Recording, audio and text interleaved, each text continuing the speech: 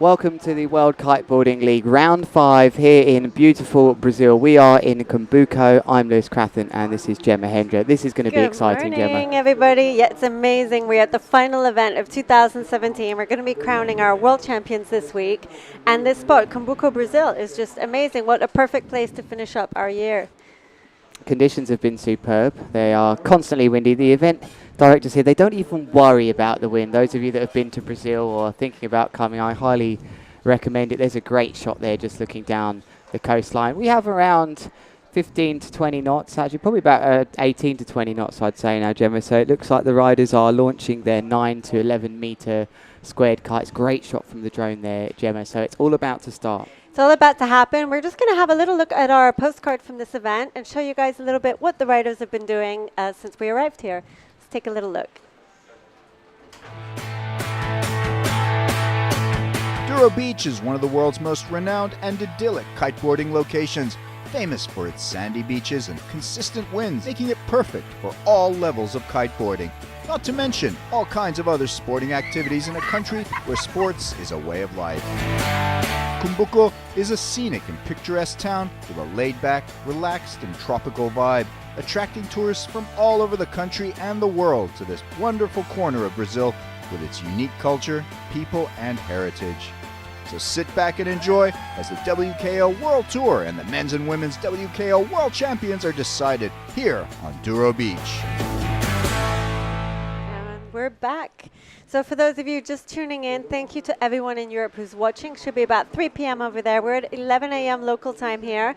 The wind has been blowing. I came down to the beach about 6 o'clock this morning. It was already nice and windy. So this place is unbelievable. It just blows day and night. It doesn't stop, Gemma. As soon as I came in from the flight to Fortaleza, which is very simple actually from Europe, it was blowing non-stop through the night. It's very warm out there as well. You don't need a wetsuit, which is quite strange. Don't need a wetsuit. And we're really happy to bring you this drone footage we're going to have for this event. Doesn't that just make you want to go kite surfing when you look at that, especially if you are in cold Europe? Welcome to you all listening from the rest of the world, North America, Asia, is it Australasia? Australasia, yeah, and South Africa, Africa.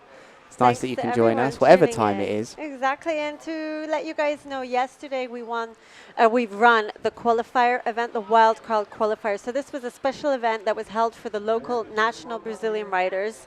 And what it did is it was a men's competition and a women's competition where the winner would get the wild card entry into this main event.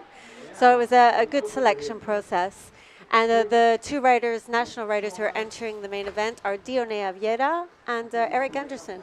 We're not messing about here, actually, Gemma. Not We're at all. Straight in. That looks like the first move that I'm seeing on the screen, and you're seeing on your screens as well. That looks like Suarez from Brazil, starting off with a boomer of a trick. Looked like a backside 317 to me. So first trick of the event, actually. So we're not hanging around here in Brazil. Yeah, there's Suarez in your top left. There's yeah. our 6 riders right there. Manuel Suarez from Brazil, Antoine Fermon from Tahiti, Robinson Hilario from the Dominican Republic, Luis Alberto Cruz also from the Dominican Republic, Posito Martinez also from the Dominican Republic, and Serge Teixeira from Brazil. So that's a full, that's a lot of Dominicans in one heat. Yeah, this is a big America's bunch of riders that have come here. They know these conditions really well, actually. Yeah. It's not dead flat. We've seen choppier conditions. Quite similar to Cabarete, the event in Cabarete. The conditions feel very similar. Bit less chop here, would you say? Yeah, I would say there's less chop here, definitely. Which is yeah, particularly with the low tide, it tends to flatten out nicely between the waves, doesn't it?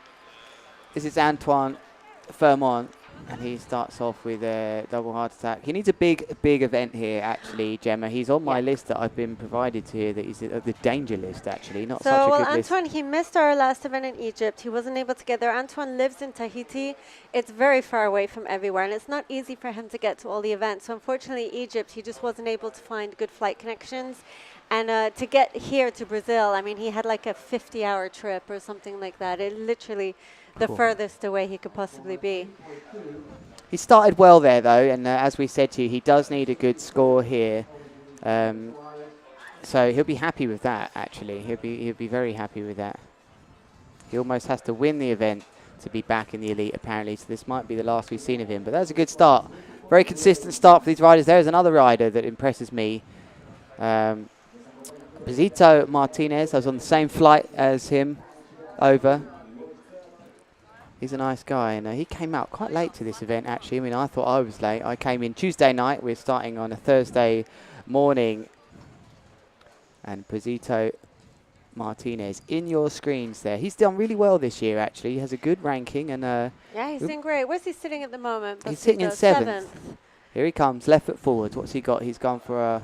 Whoa! Gone over the front on a really harsh... sorry, that's Robinson Hilario. We've got the wrong guy Mixing them up. completely It's there. the hair. It must have been the hair. I mixed them up yesterday a couple times from behind as well. It's definitely the hair.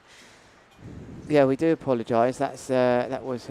I think we did see Brazito at some point there. Might have been out on the water because he is up in this heat. Yes, he is. Yeah, so he it was is up. Hilario. He's So we just do further apologise. down in the sequence. That did get me by surprise. The fact he come in on the left foot forward. So Okay. he was a lefty in Hilario. Bit unfortunate then for Robinson because he got that move in the bag. Brazito's been throwing these moves as a right-hander, which is why that we found out that wasn't Brazito. He does them off the kickers here, and he's doing them better than anyone. These. Front blind modes. So Luis Alberto Cruz is coming up now. He started kiting just 2 days ago after his last injury in Egypt. Looks he like he's going off a fractured his kicker rib. here. Big Sorry to interrupt you. Wow. God, That's Gemma. a great entry. When you haven't been kiting and you're coming back from an injury, that's how you do it. I can't believe what I'm seeing. I saw him earlier on in the event. He hasn't been kiting much. Yeah, the ribs are still hurting. I got the impression he wouldn't be kiting, actually, by the way his body language was. But there you go. Big 317 for him to start. And he is really one rider to watch. He has come up and established his ranking in the elite here by actually doing so in the elite. He hasn't got in here from what he's done in the qualifiers. Yeah, he wasn't qualified, but he's managed to get a space. There's a few of our elite riders who are missing from this event. Correct. Aaron Hadlow, who is not present. Let's have a look who else. Mike Schietsoffer, the Oswald Smith. Those are a few of the riders who were qualified for this year but are not present at this event. So that means that 3 of the riders who were next in the qualifier managed to gain entry, which is a great chance for them. And they're super happy to be competing in the Elite League event. Yeah, and it does get a bit confusing who actually gets in, how that works. Now, all the riders' rankings, we may have misled you with this in the past this year, I do apologise, but the riders' rankings come off their seeding for this moment, which is including all the events that's happened so far. But when it comes to riders, oh, this is nice. Oh, this is the trick we've been seeing as well from Brazito. I think it's a tantrum 3 that he's throwing off the waves there, and it's quite a unique one. It's nice to see a new moves that we don't see from the other riders so much. This is one that he's definitely... I think this has been evolved, actually, because he's going in one-handed off that wave. It might have evolved from his sort of front blind moves he does, but he's just going in and using that wave's momentum. So a good start then for Brazito Martinez. We've nearly done a full set of tricks Boys here. are moving fast today. I think everyone is eager to just get out there and give it their best shot. This is the final event of the year. It's a big moment. And here is Sesh Teixeira. Was that okay? Sesh Teixeira. Sesh Teixeira. Okay, Sesh Teixeira. Another guy you can almost consider local. Yeah, absolutely. His brother, Thomas, older brother, was competing in the qualifiers yesterday, which was nice to see as well. 19 to 21.9 miles per hour coming in on my Wind Guru live station just up the road. And it's such a difference to be somewhere where it is non-stop, 24/7 windy. There's no one even looking at forecasts here. It makes such a difference to the atmosphere, the timing. We've been able to start today with the perfect tide. Yeah.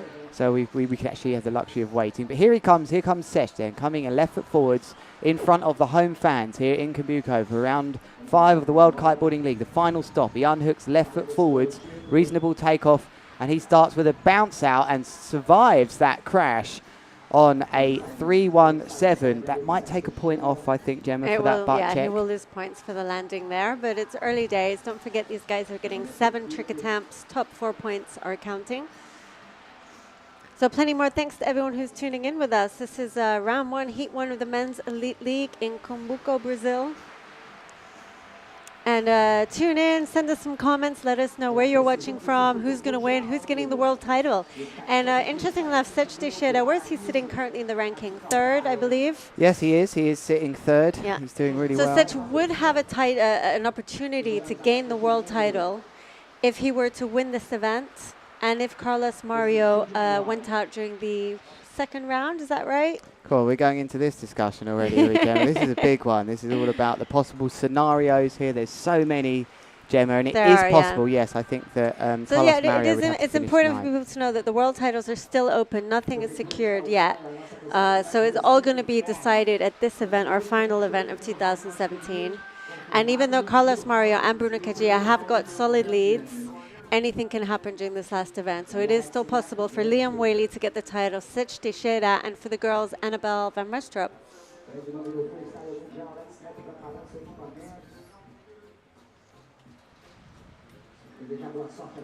Tuning in from Mauritius. What must the time be there? Yeah. Ready to watch Simon Lamousse?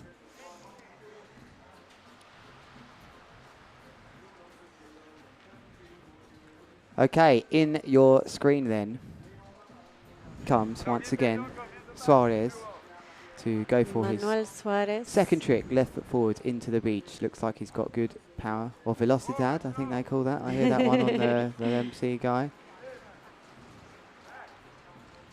Now he appears to be riding right foot forward. He's double wrapped with the leash, so we might see a double here. He's quite far out. I wouldn't expect him to trick this far out in the open sea.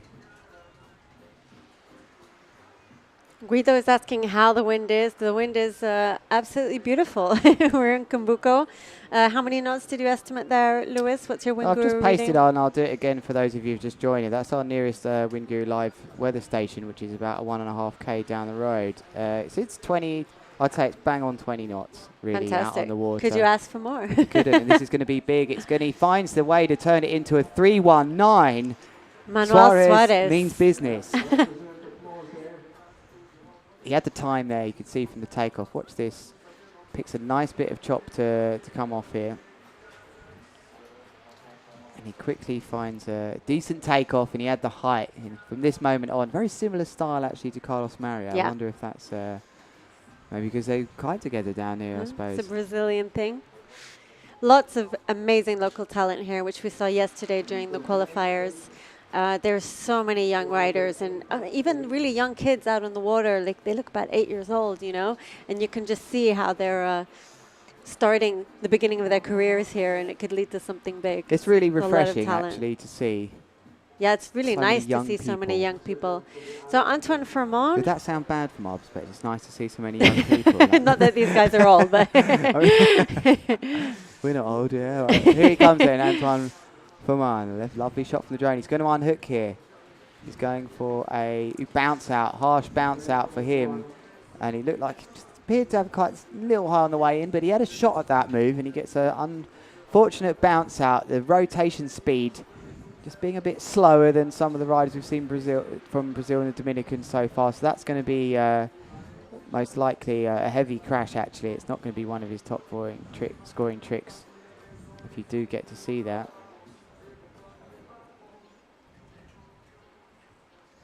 thanks to everyone who's tuning in and watching us. We ask you, please share the live stream. Share it with your friends. Share it with other people who enjoy watching kiteboarding, because today is going to be epic, and it is just the start. We're going to have 4 more days of this, and it's going to be an incredible final that we're going to see here. So for those of you watching, please share it, and let's get everybody in on the action. We don't want anyone to miss out. Here comes Robinson Hilario then. He comes in left foot forwards towards the beach, facing the sun. He'll be heading in a westwards direction over the sort of deep green colour that we have here in Cumbuco. Can he repair? He's not going to repair the damage on the front blind mover. He goes for double heart attack and starts his heat now with a better start. He's had a crash already, so this is going to probably score in around the 6.5s, maybe a little bit more. Good technique, gets the bar around him. The riders like this one. It's a nice full back move. It's if you're having the heat of your life, I suppose this one isn't what you'd want in your heat here, but it's a good fallback because it's a good solid 6.5. How is it scoring? I was going to say. Yeah, it's always a good debate, this one. The Yeah. double heart attack has been around for a century or so at least, so some of the riders feel it scores too well. Because yeah. really, up to this point, when the riders get round, they get round those first few rotations, which are quite simple for them, and it's just spotting that last 360 pass. But That's all, yeah. So, well, yeah, it's only 3 spins, only 3 rotations. Coming up next then, it will be after Robinson Hilario. It will be Luis Alberto Cruz, who, is it fair to say, is riding with an injury? It doesn't look like it to me. He is riding with injury. He did have a fractured rib. He was resting since our last event in Egypt. He's all taped up, if you see him, but he does look like he's still in a little bit of pain. It hasn't fully healed, but you wouldn't know that watching him right out there No, today. you wouldn't. If you did miss joining us here, then hello from Germany. Guten Abend. We did see Luis Alberto Cruz opening his account with a big whopping.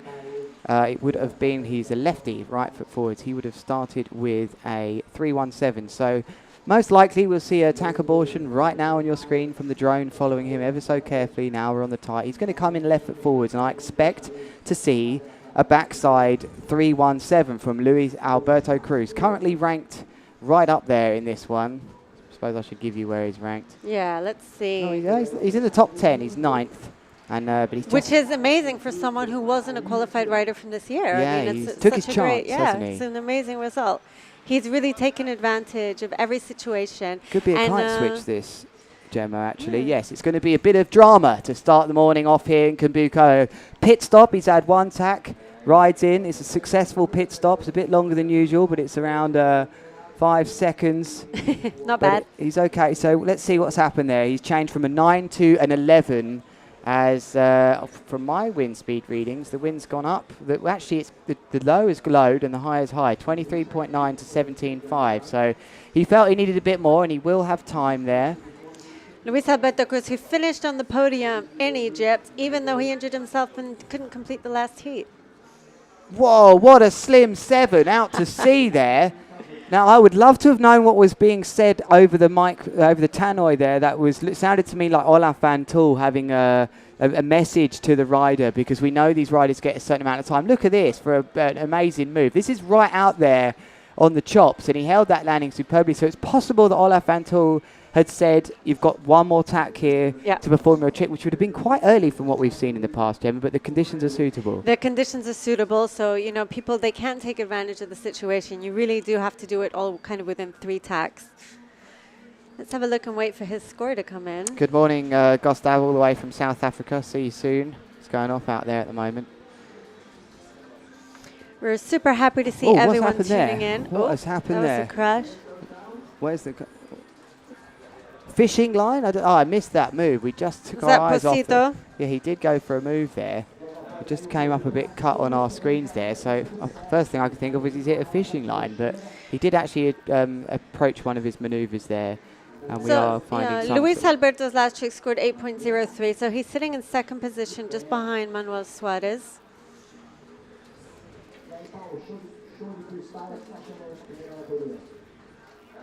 And this is round 1, heat 1. Cumbuco, Brazil. Some big scores coming in, Gemma, already. We've seen a few 8s on the boards so far. So this is, we expect that in Brazil? Do you expect to see some top riding? Yeah, we do. Yeah. We expect to see the best of the year during this event, because the conditions are really ideal. The weather is lovely, the wind is amazing, the crowds are on the beach, everyone has so much support, and everyone just loves kiteboarding in this country, don't they? There's so much support for it here, and it's just so nice to see. Football and kite surfing, I think. Here we go then, right foot forwards. This Suarez going in for lovely technique. Deserves to... Oh, he's binned it. He's bloody binned it. I don't think he's going to get away with not riding through that as well. The technique was brilliant. I loved the... Watch the way he chooses to extend one leg and bend the other in perfect timing. This is often told to me by the best riders. This is the way to accelerate the rotation. As you watch him go into this, one leg gets straight, one bends. There's almost like a rhythm built. And he gets a bit unfortunate here for me. The kite actually, it seems that he didn't hook in when he wanted to at the end. And the kite hit the water, so I think it's going to deduct some points, unfortunately, for Manuel. Yes, for Suarez. So it'll be Antoine Fermont here, as we remind you that he almost needs to win this event for any hope to stay in the Elite League next year. And that's really, here's a bit of an overview then so far. And it's Suarez who's had a solid start. I mean, he's nearly hit a 9 already in his first 2 tricks. We do expect to see that here in Brazil with some of the best riders in the world originating for, well, if not the best riders in both the women and male fleets. Both the current tour leaders are originating from Brazil. No, we may have messed And when up you there. spend time here, you can understand why, can't you? Looks like Sesh to me, actually. He crashes out of a Slim 7, so possibly we've got the wrong way around here with the order. Oh, no, that was... That's what is right there now, that was Sesh Sorry, it was Teixeira. Sech before who had the crash, yeah. Yeah, similar styles, actually. I think that's what done me in there. And same kites. Okay, well, even, yeah. Just a bounce out. Very unfortunate that. That was just a case of the ocean saying, no, You're not having it. you're not going to have this one. Guido, you're asking if Cumbuco will be in the 2018 calendar. Well, we certainly hope so, because this is the perfect place for a final event of the year, and we hope to be here for many more years coming. It's been a great pleasure, and everyone here has been incredibly welcoming. We're all staying here at Douro Beach. They've been amazing with us. They've been hosting this whole event, and it's great to see Super Kite Brazil back here in Cumbuco. We're loving it. So here comes Antoine Fermon. Right foot forwards. Nice big set. He's using this set of kit waves coming in right now, and he's crashed out on a backside 315. It's not what he needed here, Antoine Fermon. He's up against it. 16 to 19 miles an hour coming in down the road, and that's probably what we saw. The reason why there was a change there. One of the riders, Luis Alberto Cruz, going up from a 9 to 11. Here's the replay of that crash from Antoine Fermon. Just didn't quite have the rotation there to get round. So that one's going to count as a crash. Nice shot there of our riders. That's Posito Martinez in the background, the photographer on tour. Svetlana.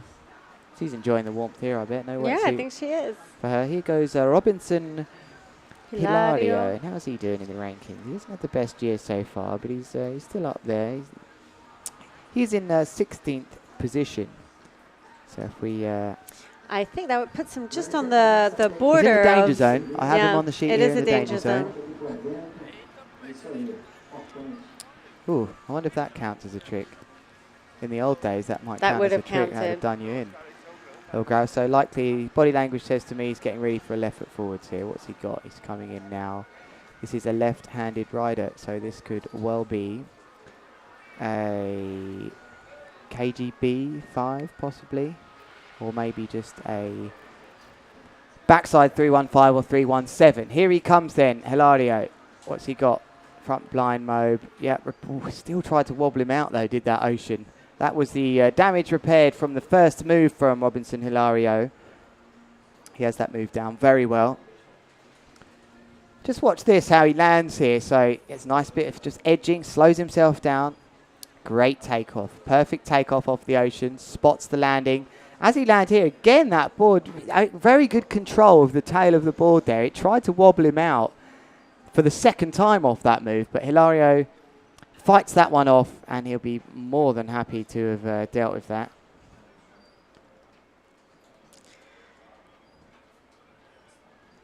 Ross Peckham with the Brit flags. Well, unfortunately, we don't have any in the males. Isn't that sad? Not one British rider here representing. That's how it goes. We've got Hannah Whiteley. We've got the Hannah ladies. and the ladies, luckily. We definitely need a little more British spirit. Well, we're hoping that... Do you have any good, really good young talented rider? I know we have Tom Bridge. Young Bridge is coming through. I mean, there's not loads, but what we're hoping for is that 5 times record never goes from Aaron Hadlow, but we did have a discussion lately between us saying that might not be the case. Yeah, yeah.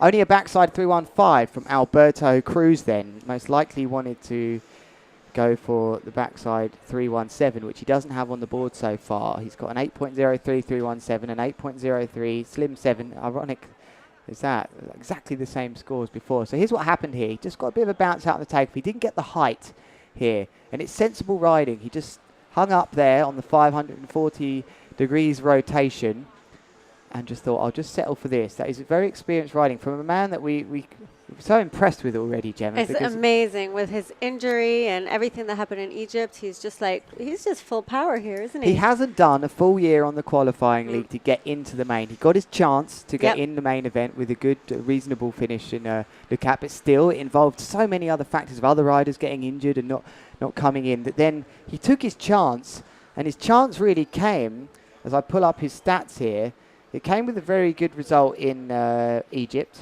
and a very good result in Turkey. Yeah, So so he he got a came joint third in first in Egypt, and then I Turkey. guess in Turkey, yeah, he That got was through to the enough final, to didn't get he? him straight in. So he's done really well here.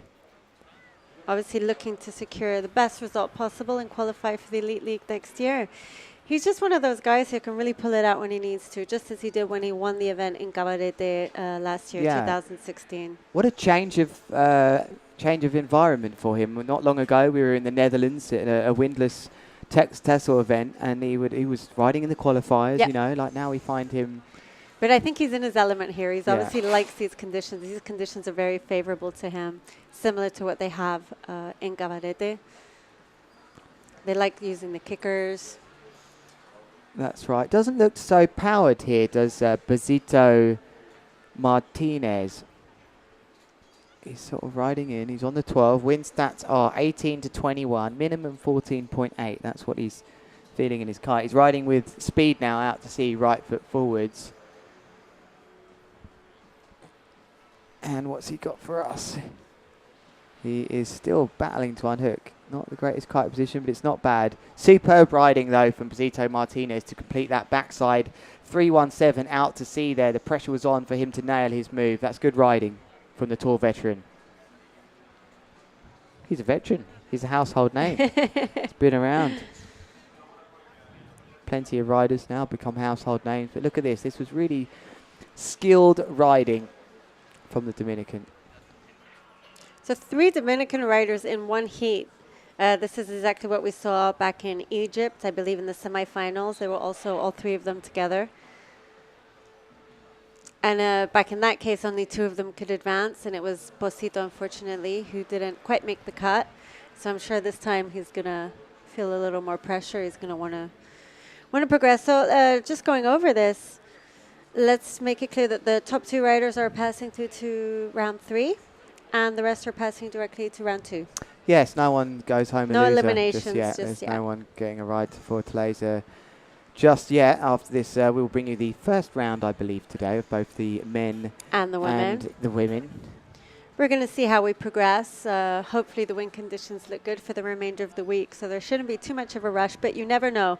And as we've had some bad experience with windless events, I know our race director, Olaf, is not going to want to take any chances, and we're going to want to make sure this event is completed no matter what. We'll bring up some scores after this set of tricks is complete. On the subject of sets, it is a Sesh Teixeira. Yes, very Better. good. Got to slow it You would have down. had fun commentating yesterday with the Brazilian qualifiers. I 'cause stayed clear of that. There are lots of difficult names for us there. Okay, there's Antoine on the beach. Taking a look out. Here comes Sech. Sech is now going for his 3rd trick attempt. Don't forget they get 7 trick attempts, and the top 4 scores are counting. It looked like a grabbed mobe, actually, to me there. There's one you don't see every day, so possibly wanted a grabbed mobe 5. Looks like almost Can looked be like hard to see sometimes from the drone shot. Let's to get see the here exact now. Let's see if he does get a hand on this mobe. I wonder how a grab mobe scores these days. Probably not Well, guess great, we're but about to find out. here he goes. There's the grab. Nice technical move, the way he's pulled that one off.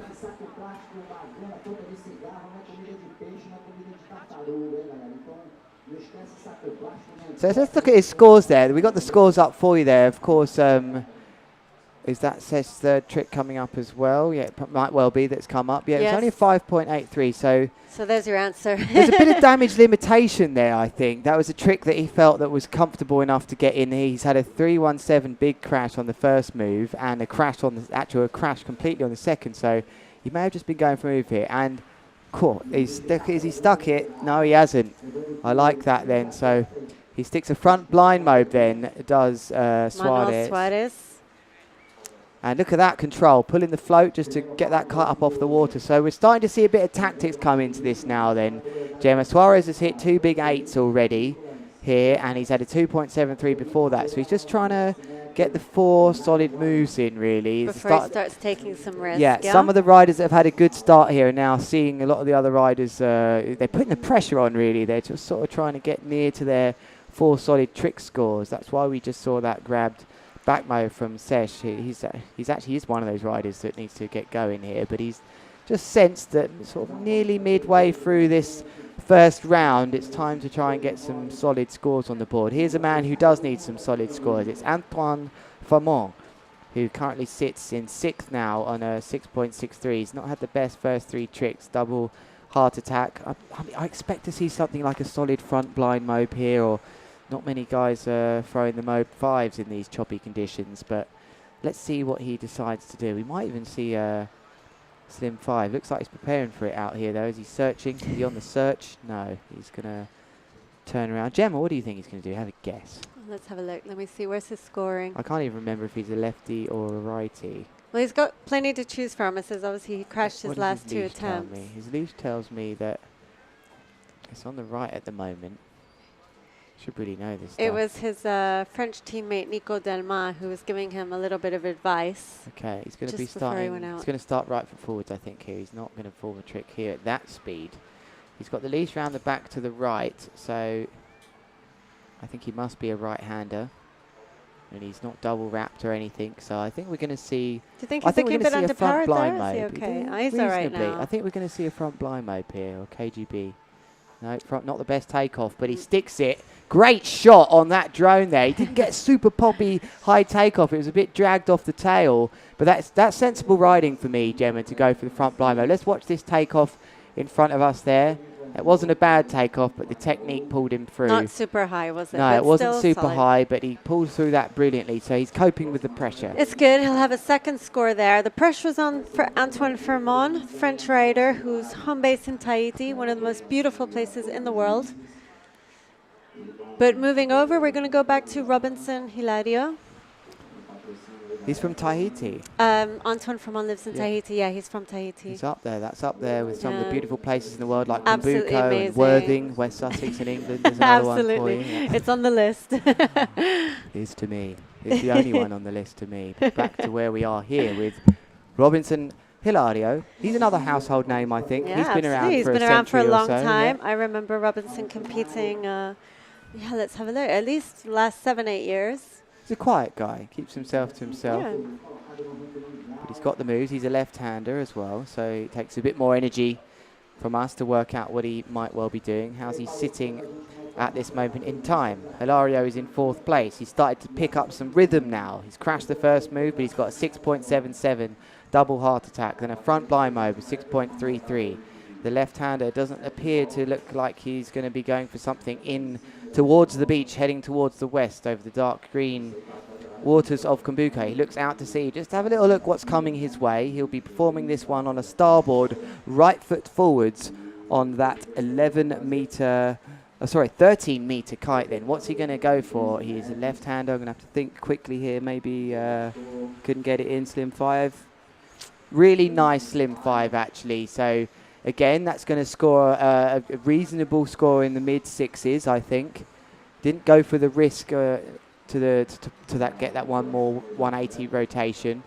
Great technique. Gets his knees nice and bent on the way round there. And this again is experienced riding. You know. Yep, looking in 3 solid scores for Robinson right there. 1 crash. So still plenty to do. Now he can start taking a little more risk and building upon, trying to get some higher scores coming in. At this moment in time, one man is bossing this heat. It's Luis Alberto Cruz, who has got 3 bangers on the board right now. He's only a point or 2 down off the lead with the other rider that scored 4, and not messing around there. We couldn't see that one. Unfortunately, the kite blocked our view of the rider. I do know it is a crash, and it does look to me like that was Alberto Cruz with his first crash there. So it looked to me like that might have been a front blind mode, but in a surreal moment there, the kite was in the perfect angle to block you from that drone shot. Lots of people enjoying the rhythm of the samba beat down here in Cumbuco, swimming, having a coconut or 2. That's my favourite part of the Yeah, day. we're We were loving talking the about that coconuts. earlier, weren't we? The coconut, hole in the top, it's been in the fridge for ages. They're so good, and they're so good for you. I mean, coconut water, possibly the best thing you can drink. Oh, it's great for hydration. Keeps you fully hydrated. We're very going to need a few of healthy. them right now, I Gemma. think Have a so. guess. What do you think the temperature is in this box? It's very hot. It's over 35, isn't it? So unfortunately, me and Lewis were not outside enjoying the lovely beach weather. We are in the studio with all the lights on us, and we are absolutely boiling. Looks like Posito going for just a KGB. Possibly wanted a KGB 5, but he's gone for the his third trick score on the board on that De Silva. See, what they could do, and you wouldn't see this at home, is if they just set us up in kind of a little pool here, we could have our bottom half in a pool. Submerged. Alberto Cruz, Sam Aben, is doing very well. He's coping with it very well. Nice replay of that KGB early pass from him. Ewan Jaspin, a big fan of the early pass manoeuvres, the Australian. So he's doing all right. He's not going above himself, Alberto Cruz. He's a very down-to-earth guy. He has always got time. He always says hello. And I do like the guy. He's a very small guy as well. He's very well built. Built like a brick shithouse. Sorry, who are you referring to right now? Alberto Cruz. Yeah, absolutely. He's very strong. Yeah, Small guy, but unbelievably strong, yeah. And I think that's where he obviously gets his riding. It's very powerful. Yeah, he's got a good centre of gravity. Yeah. He's a very nice guy. Good morning, or good afternoon, I should say, to Jez Monto. Hang Time Jones, brother, how you doing? From windy Worthing. It's about 45 knots there today. I must shut up about Worthing. I'm here in Cumbuco. No wetsuit here. It's a beautiful place to be. And finding some space out the back. It's going to be a backside 3-1-5 then from, was that Sesh? Sech. Yeah, that will be to complete. Sech Teixeira having a great year, 2017. He's riding so incredibly well.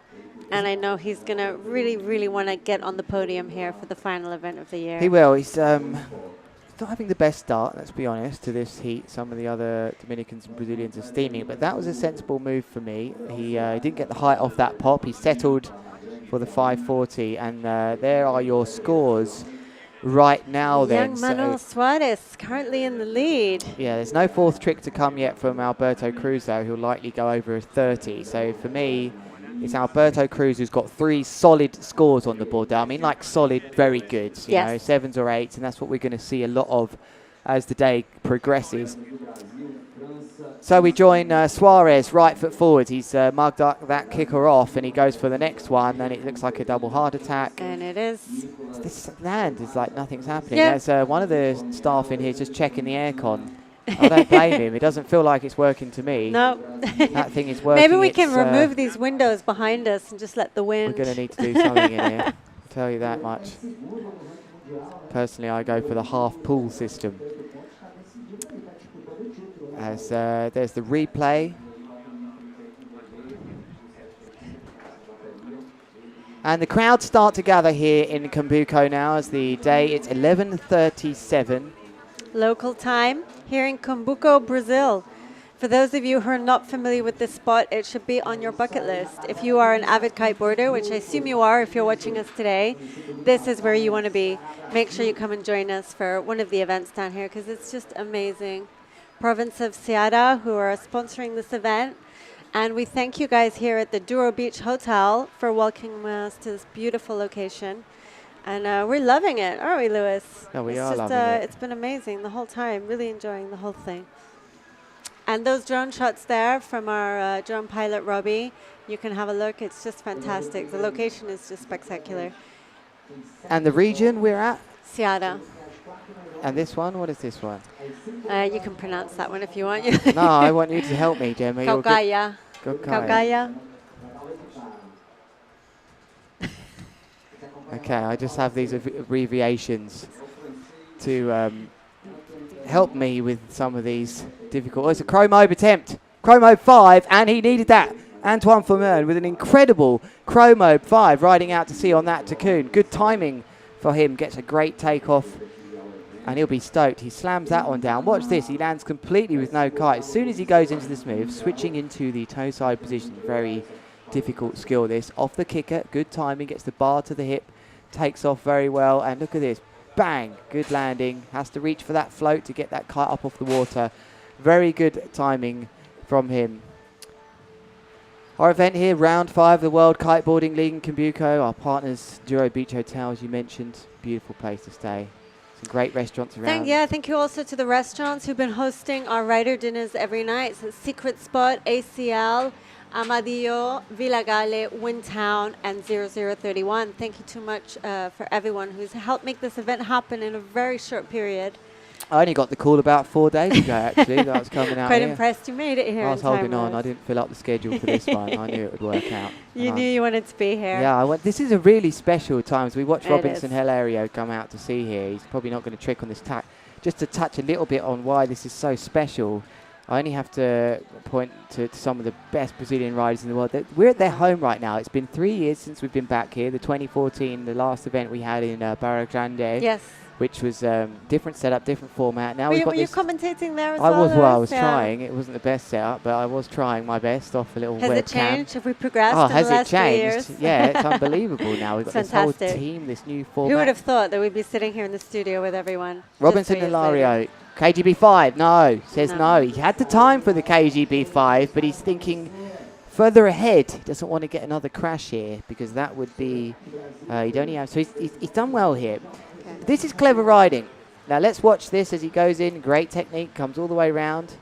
There he could have put the left hand on and gone to blind one more time. So what's happened is Hilario has found some real rhythm midway through this heat. This is his 4th trick in a row, over 6, which puts him in a good position. And by not going crazy there, he can now start to upgrade. He's going to have 2 attempts to upgrade. Had he crashed that, it would have put him in a very different place. So good riding, but just going back to that. Showing his experience there. Just Robinson going back Hilario. to that, Gemma, things have changed incredibly, but how fitting it is to be in the country of some of these incredible world champion kite surfers, and just to see them at home in their home environment is Oh, very Luis special. Alberto. Oh, that was implosion. That one's not yeah, going to hard help the rib. landing. Yeah, that one really isn't going to help the rib. He's almost got a hand on it as he rides out. No, nothing worse than having a big landing. Yeah, So the thing with the ribs is they take so long to heal, don't they? It is one of those things that it's hard to sit it out. He's only had about 3 weeks since our last event. So it hasn't been that much time for him to heal. He hasn't been training between events, but he's running a good solid yeah, heat. he knows this place, although he's come a bit unstuck here actually, Gemma, because that's the 2nd crash in a row. Almost as if some of these riders prefer the double passes now. I mean, he's just come off the back of a 317, a slim 7 and a backside 315, 3 double handle passes respectively. And now he's trying to go for something a bit more simple, I suppose you'd say. It's just a single handle pass, just to get that 4th move in. And he's come unstuck twice. Possibly the lower kite angle you need for that is giving him a harder landing. So and maybe he should just go big all the time. it's working that injury a bit more. That's how I feel. Yeah. Okay, take it down to next in sequence. He probably wanted the Heart Attack 5. I think that was Posito Martinez who's warming that one up, but it didn't work out for him there. He just has to settle with a Heart Attack. That's what you saw. We're going to see a replay there. Oh no, we've got some of the local crowd enjoying themselves. The weather never changes here, really, does it? It's always warm. Yeah, I hope if you're in the area, come down and join us here at Douro Beach in Cumbuco. Here is the replay then. He comes around for that last 360. Wanted to go again, but didn't quite feel it, did Posito Martinez. But it's going to be a low-scoring backup for him, which gives him his 4th trick in total. So don't forget, nobody is being eliminated in this round, but the first 2 will pass directly to round 3. And as Lewis can explain to you, it is a big advantage, right? Jumping that 1 extra round. Oh, massive. It may well be the difference between a whole day of rest, Yeah. you know, the way we're running these things now. So gives you that bit of relaxation. You haven't got to go through another 40 minutes of quite intense kiteboarding it is now with the way these heats are working. Well, it's going to be very intense here because this is the final event of the year. There's a lot of things at play here. Sech Teixeira knows that, and he's coming in. He didn't have such a great event in Egypt. Takeoff is bad. Yeah, that's it's only not a what he wanted. 313. Furious Yeah. as he looks Huge up to frustration. the skies and lets go of the bar on the inside. He is unhappy about him there. He's not having a great heat here. And big hello to Ali Barrett, who's listening on the World Kiteboarding League radio. He's just got the audio on, and we never forget those of you that have to work and can't watch the screens. I'll tell you what happened here, Ali. Why can't you watch? What's the reason? The boss might see it, or you're busy. He comes in here, Ali, and he just gets a bit of a slide out on a chop, so he never got any height at all, and he done well to put a 313 on it. I'll tell you some scores now for those of you that also can only listen via the earpiece, on the radio, on the train, wherever you are in the world. Suarez is still winning this one, but unbelievably, Alberto Cruz still doesn't have a 4th move on the board going into the 2 last tricks. So this is an interesting one. It still could go either way. It's starting to shape up a bit further down the bottom. And what is this? This is it looked like a Hintermobe 5 from Suarez. Let's see a replay on this one. I caught that like the yellow and red bar.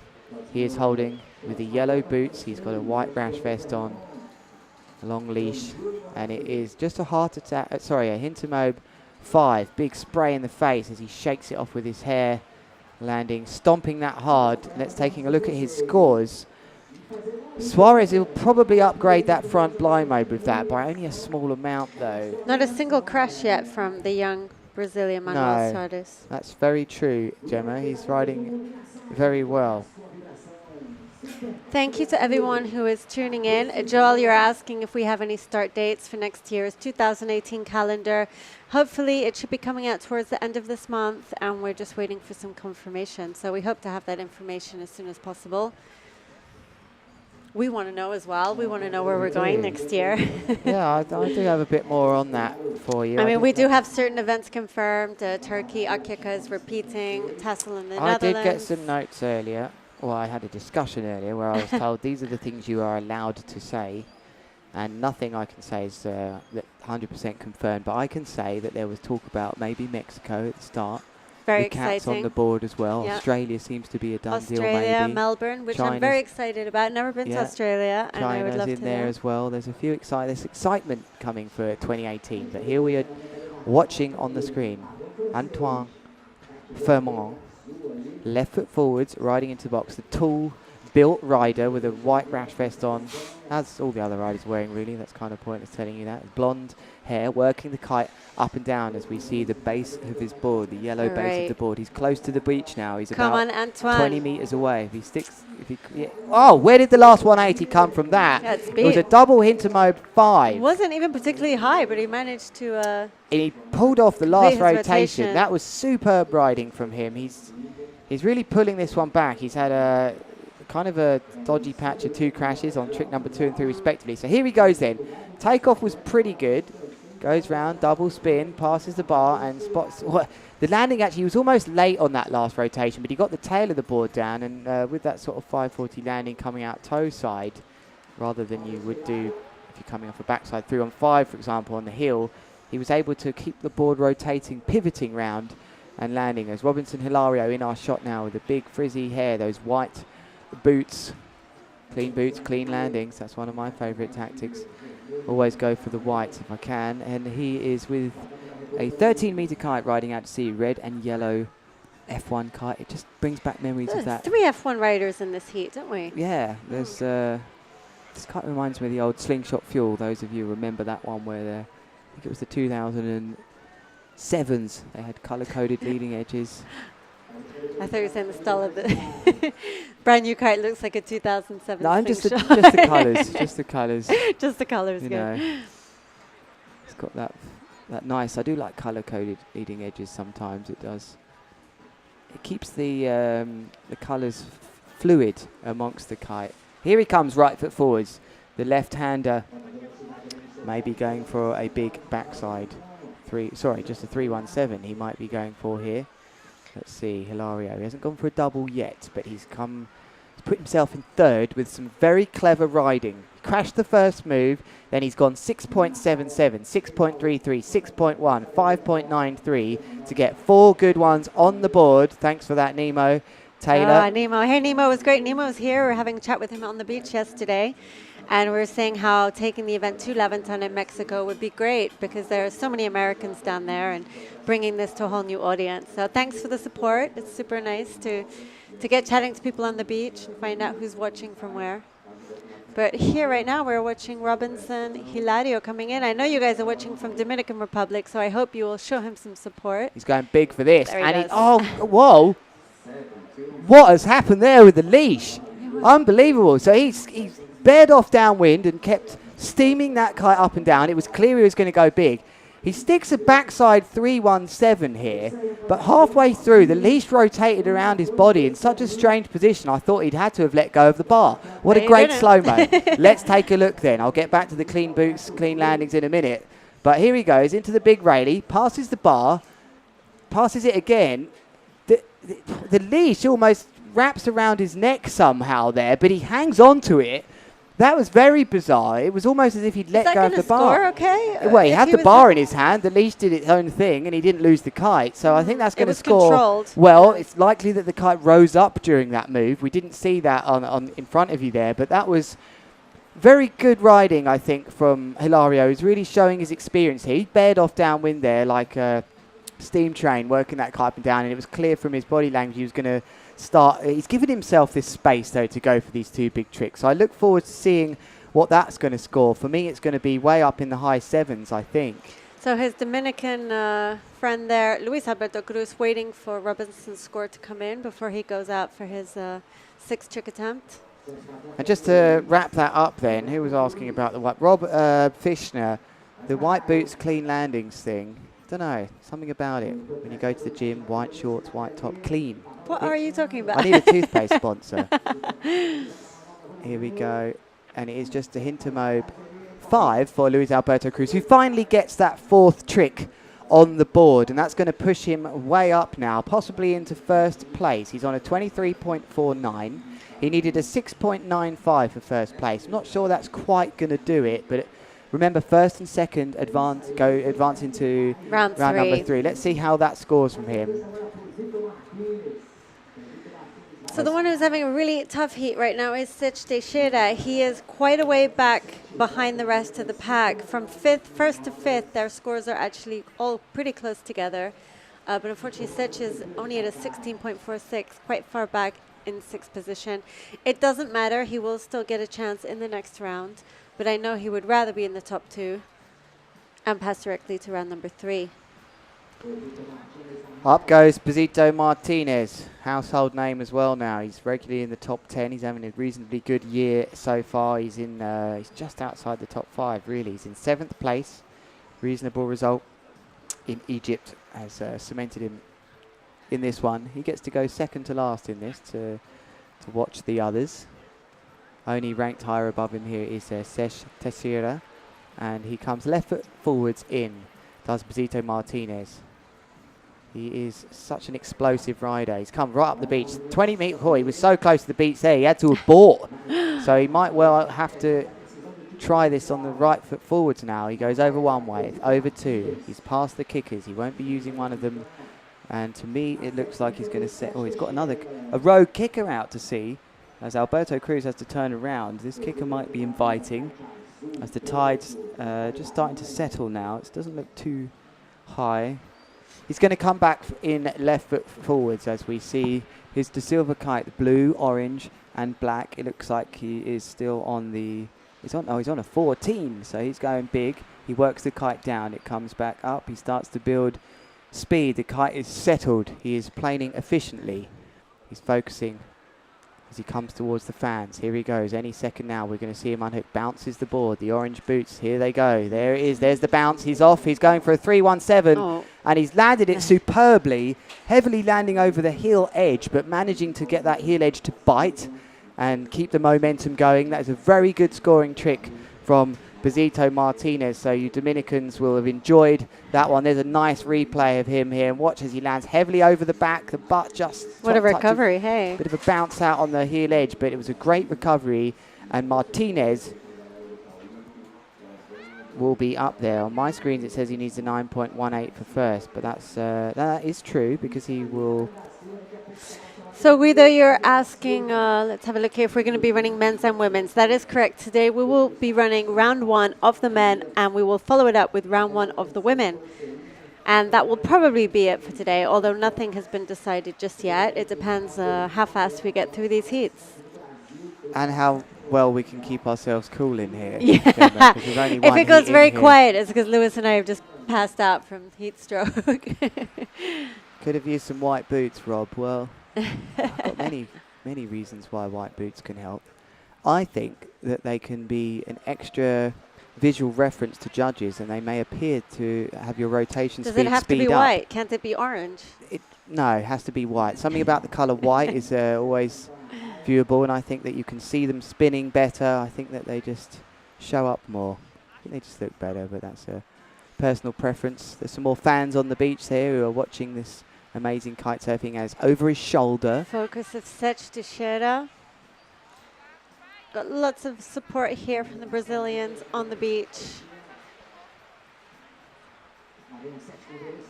Going 1.6, sorry to interrupt you, Jen. 1.6 separates the top three at the moment. Here comes Teixeira. He is down in 6th at the moment, and he's really having unbelievable a rough heat, landing, it has to be said, even though it wasn't what he was after and he's crashed.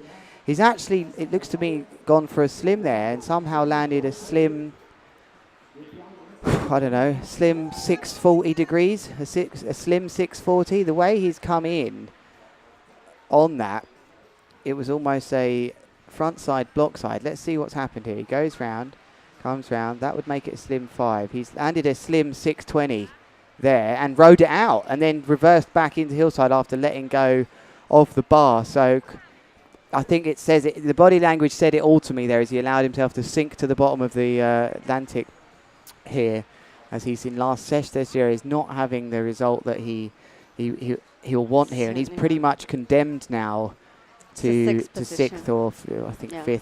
So no, he can't even get. No, I think there's no coming back from it right now for Sech, but it's not a problem because he will still pass to round 2 and get another opportunity.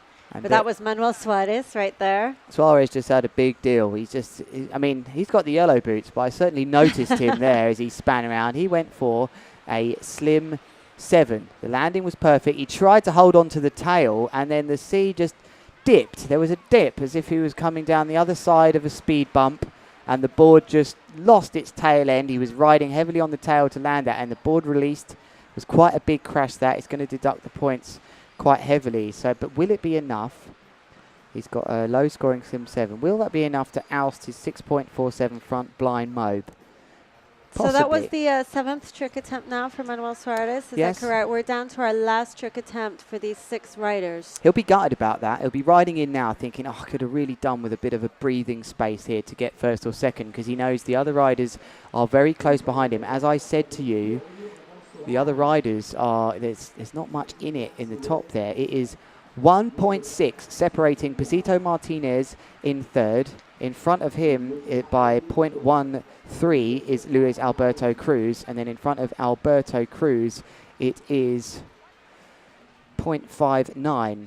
So it's very close stuff to be going, and one of these riders is going to have to go the hard way out of those 3, or potentially 2, depends how Hilario gets on. Hilario needs a 9.64. Actually, Hilario can't advance in the top 2 here as far as I see it at the moment, but here we go. Antoine Furman, what can he do? He needs a 9.65 for 3rd, so he's probably going to try now. He's very close to Hilario, though, is Furman, and this could be enough if he can stick this. He wanted it. He wanted the heart attack 5. He has to settle for just a simple heart attack, which Hilario would be looking at and think, right, that's sweet, because I think, am I right in saying even in 3rd and 4th it's better than 5th or 6th here, Gemma? There's a better route through. I mean, every position counts because you'll face someone that's finished off worse than you. Exactly. As here we see this replay from Antoine Furman as he takes off, goes into it, doesn't get the height maybe he wanted, and it was here he wanted to keep spinning and he just couldn't. He even tried it on the water. And unfortunately for him, that isn't going to put him up. It's not going to be able to oust any. He had a front blind of 5.8. What did he need, actually? He only needed 0.14 to go above Hilario there. So was it better to maybe try a front blind mobe? He went for it. He knows Hilario's got another chance. Hilario now looks at the scores and knows that he is definitely in 4th place. He needs a 9.64 for 3rd. So he may as well get out and go in the pool, to be honest with you, because he's not going to get up into 3rd. He's done very well to get in 4th here, which is, I mean, we've got a heat here which is 50% full of Dominicans. And absolutely. Cookie, you're asking which heat is this and who are the contestants. This is heat number 1, men's round 1. The contestants you can see are Manuel Suarez, Luis Alberto Cruz, Posito Martinez, Robinson Hilario, Antoine Furman, and Sech Teixeira. The big upset here for you Brazilians is that Sech Teixeira's had not the best of heats. He's down in 6th, but to bring your mood up a bit, Suarez is smashed in this one at the moment, but it's very tight. Will Suarez currently winning by 1.33? Will he stay there? I've got a feeling Alberto Cruz is going to raise the bar here. Alberto Cruz only needs a 7.71 for 1st. And he has a 6.37 into mode 5 to upgrade. He will most likely, when it's his turn, be going for... I don't know. I'm going to focus on what we've got here, which is Robertson Hilario, which is a bit of a consolation move for him now. As he's, there's been a bit of a gap here between the bottom three and the top three, I think, fair to say. The separation's been and created. It's been very much down to the double passes. No one scored a decent double pass over 6 point into the 7s. Actually, it's fair to say the only double pass we really did see was a reasonable one from Hilario, but they did take some score off from that backside 317 in the end. So something drastic must have happened with that leash that we didn't see. Just going through all these scores again. Yeah, we saw it a 317 attempt from Sesh, who can do them all day usually, but he only got a 3.73, and that's been the difference between the top half of this heat. Is the top half have all scored what looks to me like at least 2 powerful doubles. We've actually seen 3 from Suarez and some of the others, and that was an interesting one. Looked like just missed the start of that one. It possibly looked like a front blind mode where he got hung up and had to settle for a front to blind. But Hilario won't be bothered too much. He's used his experience. I mean, they're all going to go through, but he's going through in the better position, it has to be said. But with all these riders so good, I mean, the real bonus here is getting through first or second. Which Manuel Suarez is probably going to be quite happy about. Yeah, but at this point, if he does, he's still not guaranteed this yet, because the 2 riders that can oust him are about to come up. Here is one of them. Here's a replay. It was a slim 7 attempt from Hilario. Didn't fancy that out there in the chops. Okay, Luis Alberto Cruz is going to come in now. He wants to go for something big and lock Oh, himself up into first or second. Or is he going to play it safe? It's difficult, this one here, because he's got Martinez who's going after him. Martinez is rewarded for a better ranking. So he doesn't want to crash this and open the door for Martinez. Martinez currently, if he crashes Alberto Cruz, Martinez needs a 7.27 for second. He's got a heart attack of 6.23 scoring. So he's gone for a Mobe 5. Or he's only done a Mobe. He's only done a Mobe, Ben. So has he upgraded his Mobe? That's really interesting. I don't think he's going to be able to upgrade that. I think here he goes, off the kicker. He's gone for a Mobe. He wanted a Mobe 5, surely. He's just stuck a Mobe. Will it upgrade a 6.37 into Mobe 5? If it does, it's going to be by barely... No, I don't think that's barely anything. It's just a Mobe. I mean, it's just a Mobe. All right, you can do those with your eyes closed. Even I can do those with my eyes closed. One of the few tricks will take advantage of the moment. Yeah, this might be devastating for Alberto Cruz if Martinez. Big moment in this heat then. If you are joining us here at the World Kiteboarding League in Brazil, in Cumbuco, it's perfect conditions, 19 to 22 miles per hour. We are in our last set of tricks here, the 7th set, and it is Bezito Martinez with a chance to make an upset to Alberto Cruz, who's so used to going through in the first or second position. Bezito Martinez needs an 8.6 for first or a 7.27 for second. The tricks he may well be looking to upgrade are a 6.23 heart attack. Almost definitely. He's not going to bother upgrading that 6.7 front blind Mobe. He hasn't gone for a slim 7 yet. This might be on his mind.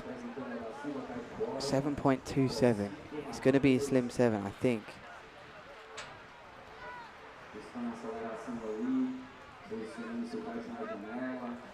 I think he's setting up for the slim 7 as he flies towards the beach. The orange boots, plenty of power now. He's 20 meters away from the beach line as he goes for it. He's gone into the slim 7.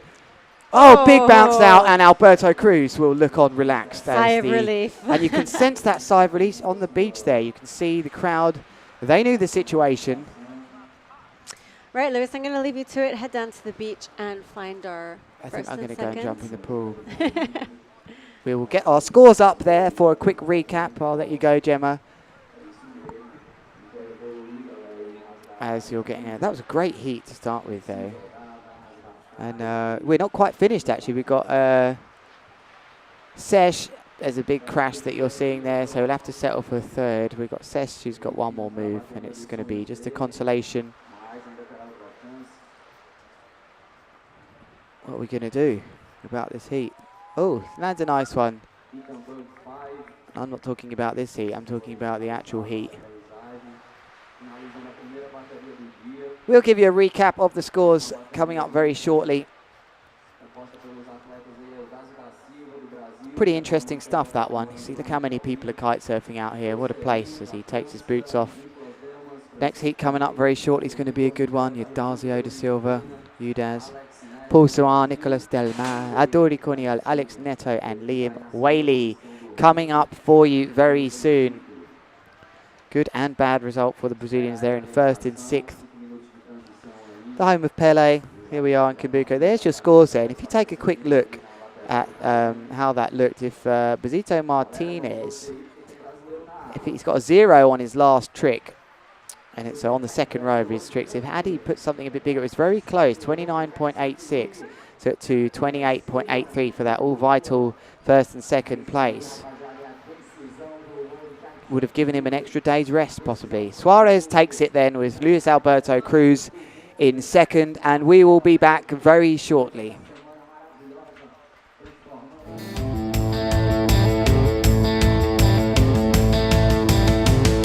Let's go!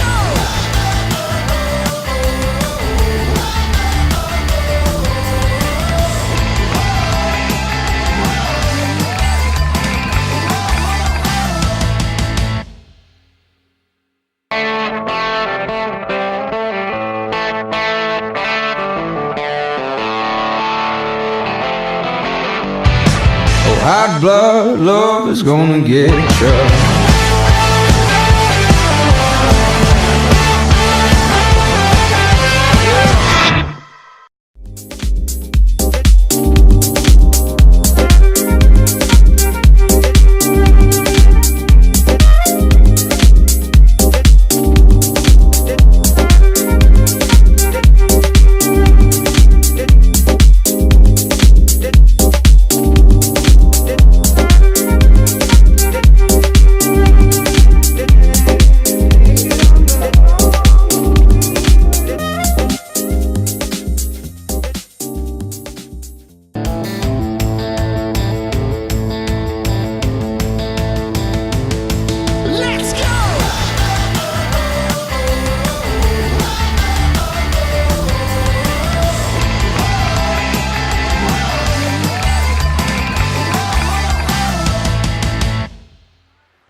Welcome back here to Cumbuco, round 5 of the World Kiteboarding League in beautiful Brazil. We have just had our first heat, a very exciting one it was. I'm Lewis Crathton talking you through this. Gemma Hendra is with me by my side, but she has just gone out to find these riders from this heat to have a little chat with them. It was an interesting heat. It started off very powerfully for Suarez and Cruz, who actually powered through to stay in first and second eventually at the end. That's going to be a nice one for my Crath stats there, how important these good starts are.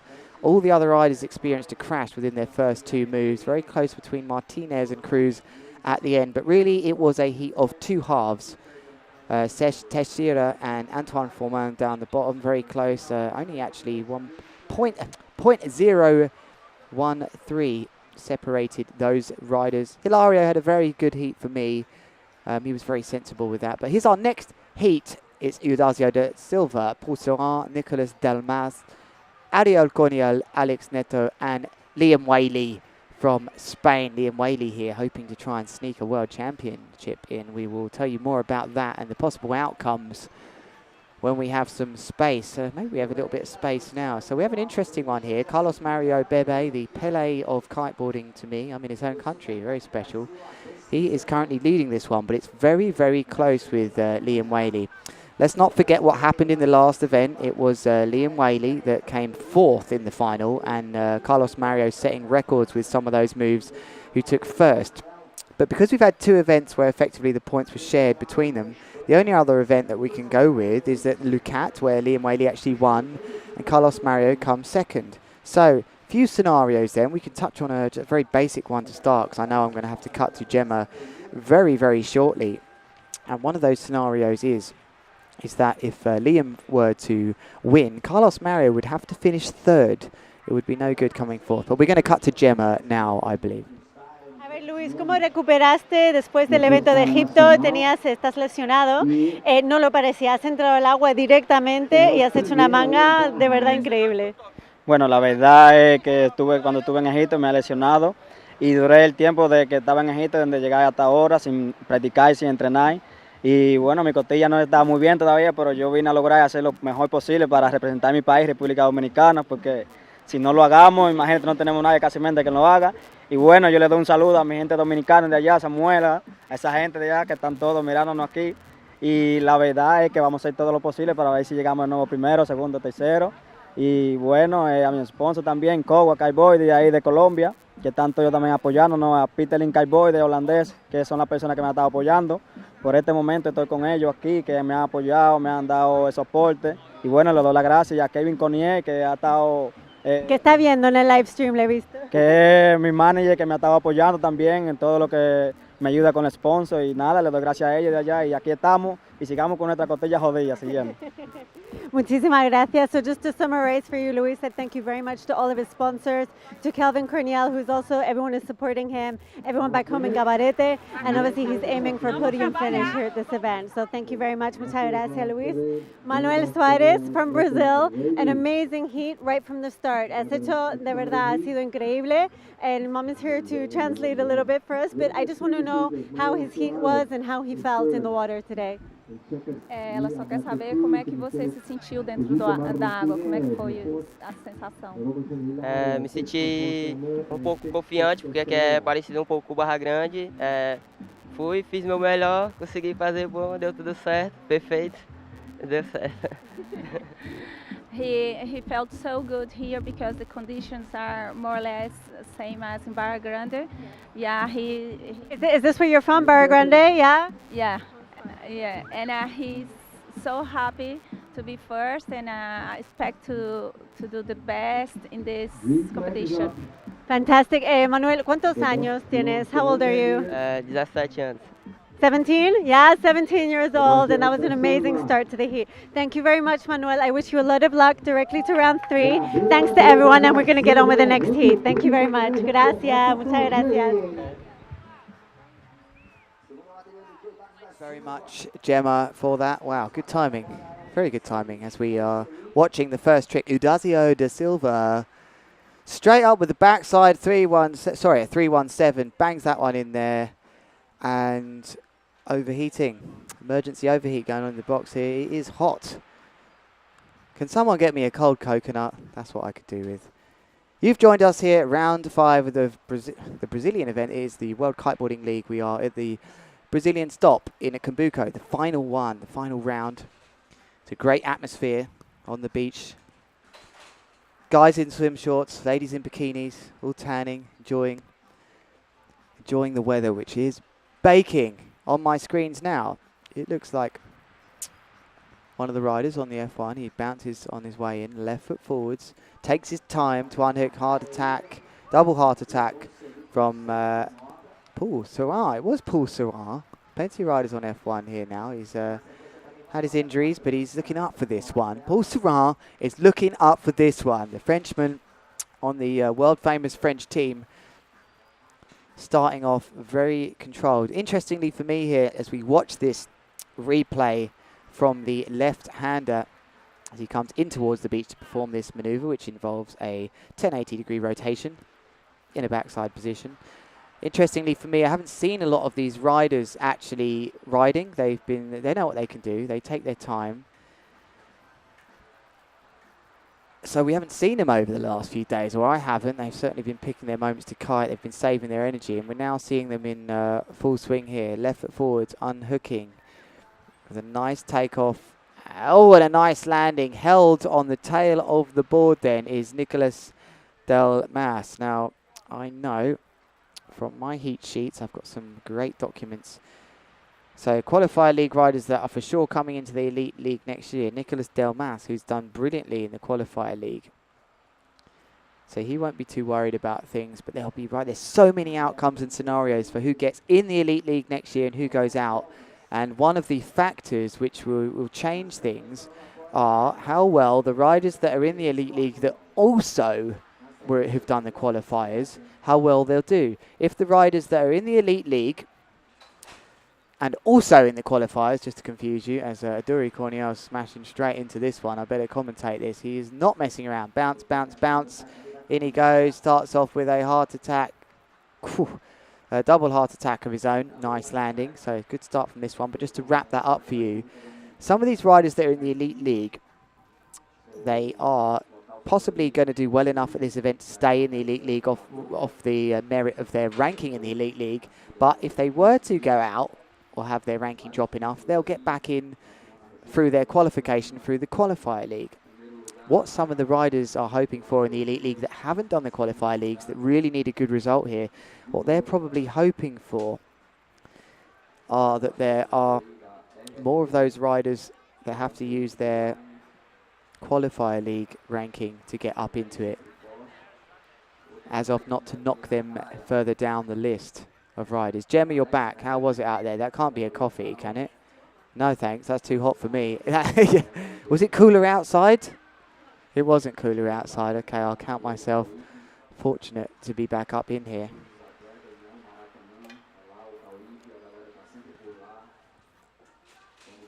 Turning out to see then a right foot forwards. Can he complete yet another landed trick? Alex Neto, the master of the these sorts of conditions. Starting off right foot forwards. He's going with also...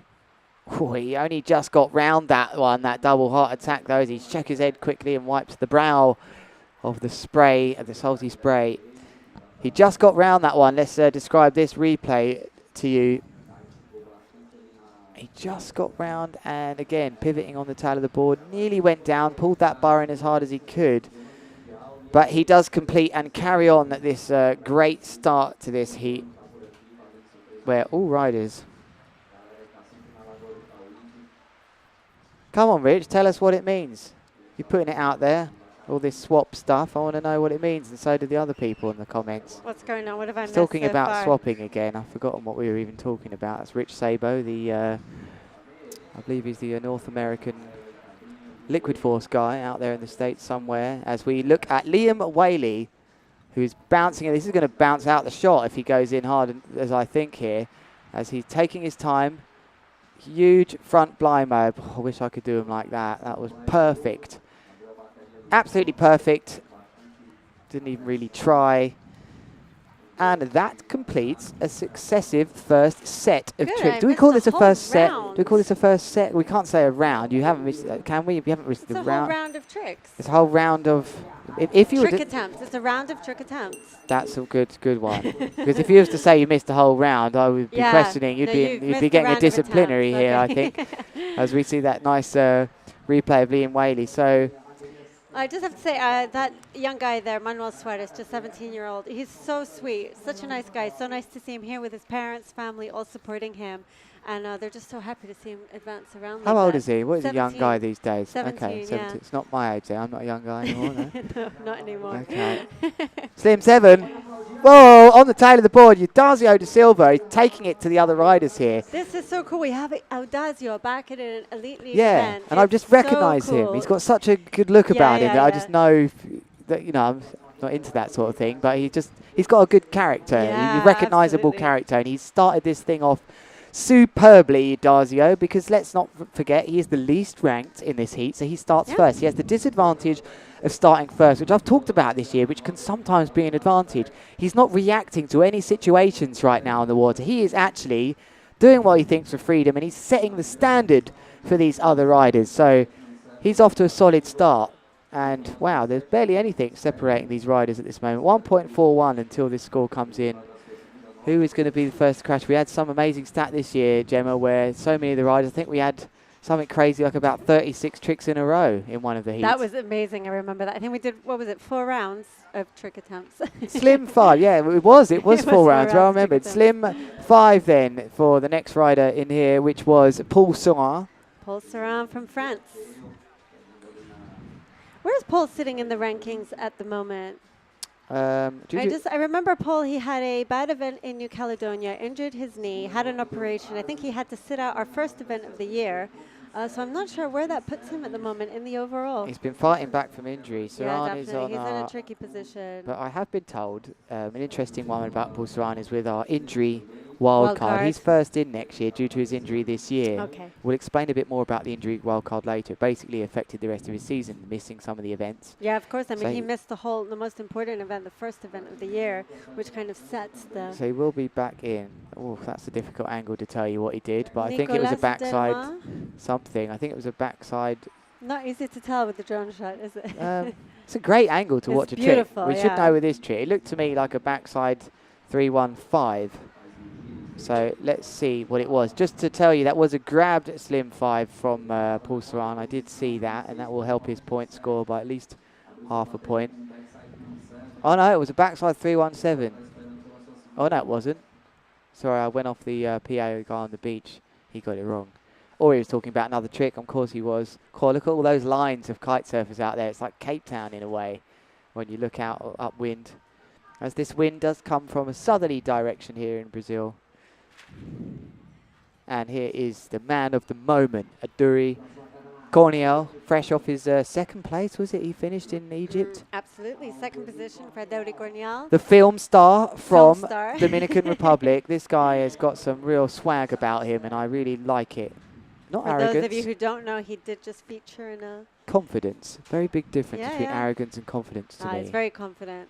I mean, he's also a very young rider. How old is Dauri? I think he's only 17 as well. Oh, he's going straight in big here. Nice landing. Backside 3-1-7 on that nice orange ROD kite. Smashes that in. He is the Zlatan Ibrahimovic of kiteboarding without the history behind him at this moment. But he is starting to look to set the history as we see a nice replay. Those nice reflective blue boots from the Dominican. God, you really noticed the boot color, don't you? I did that time, yeah, I did. Blue, my secondary colour, I Blue, suppose. orange, or white. Not What no, color boots blue. do you have, Lewis? Well, I have, wow, we're on this subject. I have gone with the new, they don't make nice white ones this year, some of the brands, so I'm kind of using a couple of boots at the moment. Okay. I'm on a blue and white combo at the moment. So, left foot forwards. Left foot forwards then, coming towards the commentary booth. My son has it. It is Alex Neto. He's down in 6th at the moment. We're only 2 tricks in as the spectators look on there. The golden tans of many of these guys and girls glimmer amongst the shores. And it's a slim 7, and it looked powered for Alex Neto, who gets a round of applause from the beach here. This guy's been around a long time as well, household name, the gentleman of kiteboarding, if you ask me. He is a lovely guy, Alex Neto. And those of you that want to watch something really exciting, of course, take a look at this replay now of a Slim 7. But if you didn't see it, there was a downwind race in Brazil recently, Gemma, Yes, I heard where about he it. overtook Carlos Mario literally on the line. Oh, really? It was absolutely unbelievable. What a replay of a Slim 7. Very powered, slacking the lines on the way out. Neto is pushing his way up to the top half of this one. But just going back to that race, you'll have to search it somewhere. Can't remember where it was. It was one of them ones where they run across the sand dunes and it's kind of like Iron Man style. Rally dos Ventos, And he was isn't it? right behind Carlos Mario as they had to tack one more boy. Quite a tough one, that, running over And it those was all dunes. down to how well he could chuck the board in the water and jump on it. His old school experience gave him the win. And he overtook Carlos Mario literally by a foot on the line. It was superb. You want to YouTube that one. Liam Whaley's going to come flying here, possibly with a big back mode 5 with a grab. He comes towards the beach. He mugs that tack off as he just says nope. Changes his mind right Yeah, there. he does. This is a big pressure event for Liam Whaley, wouldn't you say? I don't know. I mean, he's not the current world champion, so he's got nothing to lose. But he It's was, more- you know, I the think the- 2016 champion. Yeah, he'll no, be sorry, no- the 2015 champion. He'll be no happier to not be in first, but I think that if you were going to compare the pressure on the two riders, Carlos Mario and Liam Whaley, it's not on Liam. Because Defending your title it's is not on always Liam the- because he's at home here, Carlos Mario in Brazil. Liam will Liam's focus now will just be get to the final, or just win the event. That's all he can do. All he can do is win the event and hope for other things to go his way. Carlos Mario would have to finish worse than third if he finished in 4th he would win. But here comes Liam Whaley. Got to be a back mode 5, is it? Or does he even bother with these now? No, I don't think he does. The kite is higher. Oh, he hasn't got the pop. He didn't get the pop he required for that 317.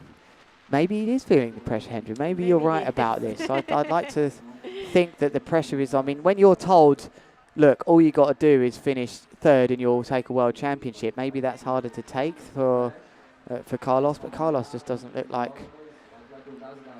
pressure bothers him. Didn't get the height, did he, Liam, for that one that he usually gets, and he just missed the bar, though. That's let's not forget that Liam has had quite an injury this year. I believe it was a back problem. Yeah, and he hasn't been kiting as much. He was riding quite a lot of pain. I think Turkey as well. And I haven't really had a chat to him. I haven't had a chance to talk to him since we got here in Brazil. But we'll have to catch up with him and find out how he's feeling. For me, though, Liam's still one of my favourite riding style riders. His mobes, certainly in his front blind mobes with the grabs, he's just so much style. Just has it. He just has it. That's that. So thank you everyone who's tuning in. This is men's round 1 Elite League heat number 2. This could be a oh, he just goes down over the front there. It's a double Hintermobe. Sorry, Hinterberg 7. Wasn't a double Hintermobe, it was a Hintermobe 7.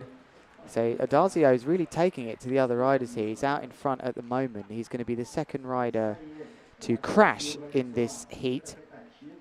But we're only on our second trick attempt. No, sorry, we're entering our third trick attempt for each rider. They get a total of 7.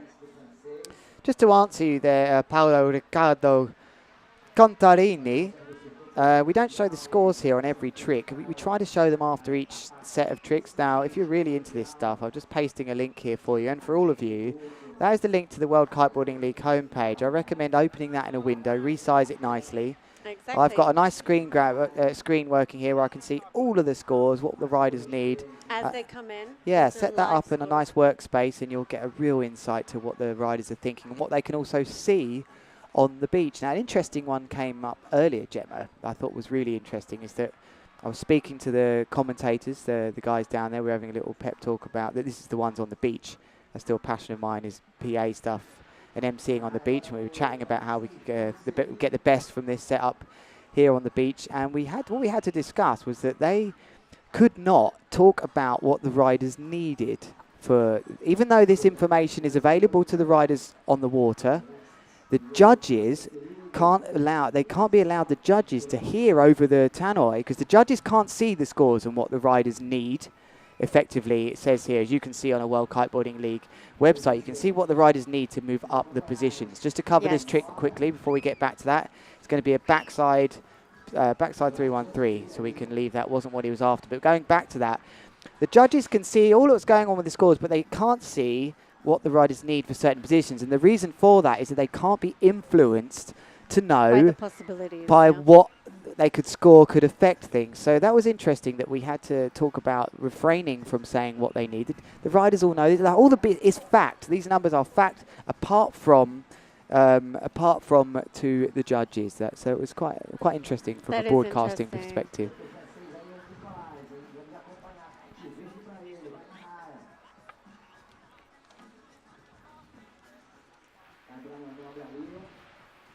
And it's a KGB 5 with a crash from that rider's kite in the water. Unfortunately, that is not going to score at all. That is a kite down, and that looks like it was Paul Soin. He could have done with that. That would have been pretty good. So everyone who's at home watching, thanks for tuning in. Rob, sorry you couldn't hear me very well. It's because I was drinking my coffee. I'll be honest, didn't have my speaker on properly. Anyway, back now. And those of you who are watching, please share the live stream, share it with your friends. Anyone who is a fan of kiteboarding needs to be watching this last event of the year, because we are in an epic location here, right, Lewis? Cool, we're in paradise. David, you're asking why not in Gawipi. I have to agree, a lot of us wanted to see the event held in Gawipi, but logistically, it was very complicated. So we're here at Douro Beach, which is also a fantastic location. But unfortunately, yeah, that's the reason why we're not on the lagoon. Some things are just too hard to organize. And, you know, we have a big setup here. We're studio, we're press office, we're just so many things. We need fast internet connection. There's just a lot of logistics that go into organizing a WKL event. Here's a Canal. It's a replay, I believe, of his front blind mode, but he's just Well, we didn't get through that one. So again, it's the. Sorry, it's did the he crash that? I didn't I even manage don't to know. catch We'll, the we'll see ending. the It was, results here. I'm going to get another shot on yeah. a separate replay here. Did he ride through that spray? He almost head-butted the board. It No, was I hard think to that's. see. There Yeah, was he so much didn't ride spray, I through. couldn't see It's through going to it. be low. It's going to be the 2 or 3s. I think he didn't ride through with power.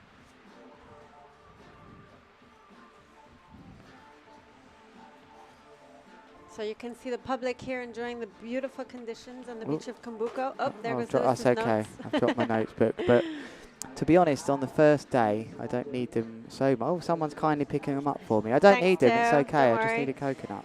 A coconut. Should we Toe put in a side. request for We coconut? should, yeah. Chromo 5 from Alex Neto then, who goes for the first Chromo 5. Thank you, Gemma, for passing that over. Not super powered, but it's a clever move from Neto. Alex Neto from Brazil. Alex had a fairly good event in Egypt, if I recall. I don't remember exactly where he finished, but I'm pretty sure he got through the semifinals. And our last competitor in this round is going to be Liam Whaley from Spain, former world champion. Still up with a shot at the title here in Brazil. Yeah, he does have a shot here. Not a huge shot, but there is a shot either way.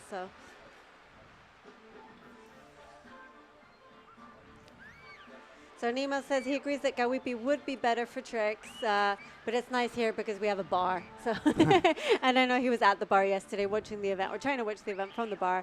So it is an advantage. This is a great location to be hosting the event. This is Liam Whaley coming up. Left foot forwards. Is he going to try and repair the damage on that 317?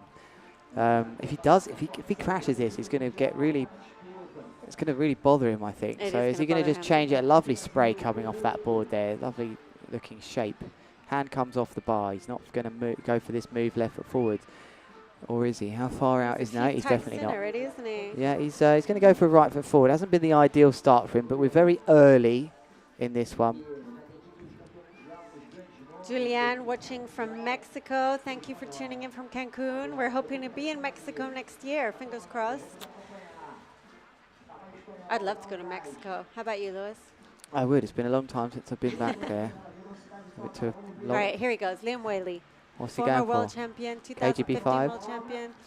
No power. Oh, that is a big caner. Right. That's what you call a big caner. It just, again, he didn't get the takeoff he was after, Liam Whaley. So he'd be concerned about this as he lies in the water there on the Atlantic. And it won't be too cold about it, I can tell you that much. As watch this again then. He's quite far out as he goes in. It's all about the back roll takeoff here. Gets on with things with the early pass. So he's just bouncing. He didn't look super powered. Hair tied back. Strong young man is Liam Whaley. Spanish Riley. Takes off. Goes round. Goes for the early pass. He just seems like he looks as if he's a metre off where he would usually be with some of these takeoffs. So that's going to score as a crash. Just to answer you there, nice to hear from you. Also, Ross, Dylan, certainly not as windy as it's been out there for you. It's 17 to 20. I've just pasted the wind guru there. Neto leads this one there. Didn't get long to look at those scores. No, that was very fast. No. Mohammed is asking, what about Yuri Zun? Yuri Zun is up in our next heat, so stay tuned. He'll be up in Yeah, about we'll half chat an a bit hour. more about that. Listen, Yeah. it's difficult times for Yuri. Not difficult times. He tends to ride better under pressure. It is but difficult times. He is pretty low down in the rankings at the moment. He has to do well in this event, for sure. It's not going to be an ideal way to finish the year otherwise. A fan for Switzerland fan for Aduri from Switzerland. How does that work then? Maybe it's just a rider from Dominican who happens to be in the Switzerland, Eduard de la Cruz. Lovely to have you all listening to us today. This is round 5 of the World Kiteboarding League, the final round here in Cumbuco. Ahmed is watching us from El Guna. He was there helping us with our last event. Hi, Ahmed, and thanks a lot for tuning in. We enjoyed very much being in Egypt, and we had a great event over there, didn't we? Oh, I love it in El Yeah, Guna. it's Fun super little fun. town, tuk-tuks, go-karts. Had a good old go on the go-karts this year, Did you go? finally. Oh, yeah, me and Oh, Aaron went a wonderful. bit. It was good fun. Yeah, Okay, a few we're smash waiting ups for around there. Paul Surin. I'll tell you. Oh, just got a little bounce out there. He decided to opt against that on a left foot forwards then. Is this Paul Sawar on our screens? Yeah, it is. It is. Paul Surin. Knee brace on. So what are your statistics? What is the percentage of freestyle riders who ride with a knee brace? Oh, that is a good one. Pretty high. Probably by the time, no, we won't go there. But I don't know the percentage of that one. We won't go. I don't know. I'd say it's over 50. Is it over 50% feels like I'd it. say so. Oh, those little bells are really bothering the sound guy here. This Where's is that funny. He coming doesn't know from? where they're oh, coming look, from. there he is. He's selling ice cream. Selling ice creams. I wouldn't mind one up here if someone can call him in. Oh, sick grabbed KGB from Paul Saran. He looked really out of sorts of his axis there, but he was in control of it. He knew what he was doing. Maybe it was the ice cream man distracting That's him. hilarious. Yeah, the lovely grab comes round nicely. Our sound engineer in here is going nuts. He can't find the source of these bells ringing. It's not Christmas or Santa Claus, mate. It's the ice cream man on the beach walking around with his little bells. How did they get into our headphones, though? That's what he's that's what I'm wondering. Or wondering into our too. microphones. They're really amplifying through here. Lovely shot there of the tide starting to draw out a little bit in Cumbuco. As onto the water now is Nicolas Del Mas, who I believe has nothing to worry about for next year. He will be in. Solidified his position. He's in either way, I think. Yeah, he's in either way. Great year. First year on the Elite League. Solid rider. Solid rider from the French team, Nico Del Mas. Yeah. Welcome, Jordan Le Cormoran, watching from West Coast Island. Ireland. Poor, you must have a big swell coming in there with the storm. I know that, I think it's Storm Caroline is coming in at the moment. Won't be the biggest one we've had in the United Kingdom area, but who cares? Still annoying when you're away. But who would miss this for the world, as we see a lovely takeoff for that huge KGB. It was too much to handle almost. And Nicolas Del Mar choosing to opt into one of these rolling kickers, which are mellowing out a little bit now. The tide has receded slightly. As I've just got a little glimpse of Yuri Zun training upwind here. Up in the next Ooh, heat. yeah, he He's was gonna going be for a out there mode getting 5 ready. there, and his kite stalled out completely, and he just comes around on a back roll to toe side. So all these little things, I wonder how they affect you. Right? Some riders like to go train. Most riders, I didn't know Yuri was up for the training aspect, but I suppose he really wants to make sure he's on. I think he needs to, form. you know, he had a terrible event back in Egypt, and to be honest, I don't know where he was sitting on the ranking, but it was much lower than what he's accustomed to for sure. So he's going to want to do well in this event and solidify his spot for next year. Duri So that was a Corniel. Deody right there. Sorry, Gemma. Let's not distract you. Duri Corniel. Yeah, we'll get to that. We've got some interesting statistics to talk about and numbers about next year, as it's the final event of the year. But on our screens is a replay of Duri Corniel just going about his business, the film star from the Dominican Republic, and he just sticks a KGB in. That says to me that I should probably take a little recap of the scores, because it's getting to a stage where if Duri Corniel is putting a KGB in, he is down in 5th at the moment. This was a safe trick for him, and he wanted to give himself the best chance as possible to. You guys are asking, where is Carlos Mario? Well, he is in heat number 4, so you got 2 heats to go. If you guys want to see the live scores and the full ladder of all the heats that are coming up, you can just go to our website, www.worldkiteboardingleague.com, and you can hit on the front. You'll see the live scoring, and just above it is a little tab that says See Full Ladder. Click on that, and you can see all the ladders from the qualifiers, from the Elite League, everything that's coming up, and you can follow absolutely everything. So if you want to know, that's the place to check it out. Nice to hear from you, Jalal, from Tripoli, Libya. Wow, we do have a range of Wow, people tuning really? in. That's a That's so nice one to hear. cool. And some of those questions coming in, what kite size is? It's around 12, 11 to 14s now, actually, is this wind. It's 19 to 22. I will paste again that link from our Wind Guru live station just up the road. It's about 1.5k away. So take a look there if you really want to know.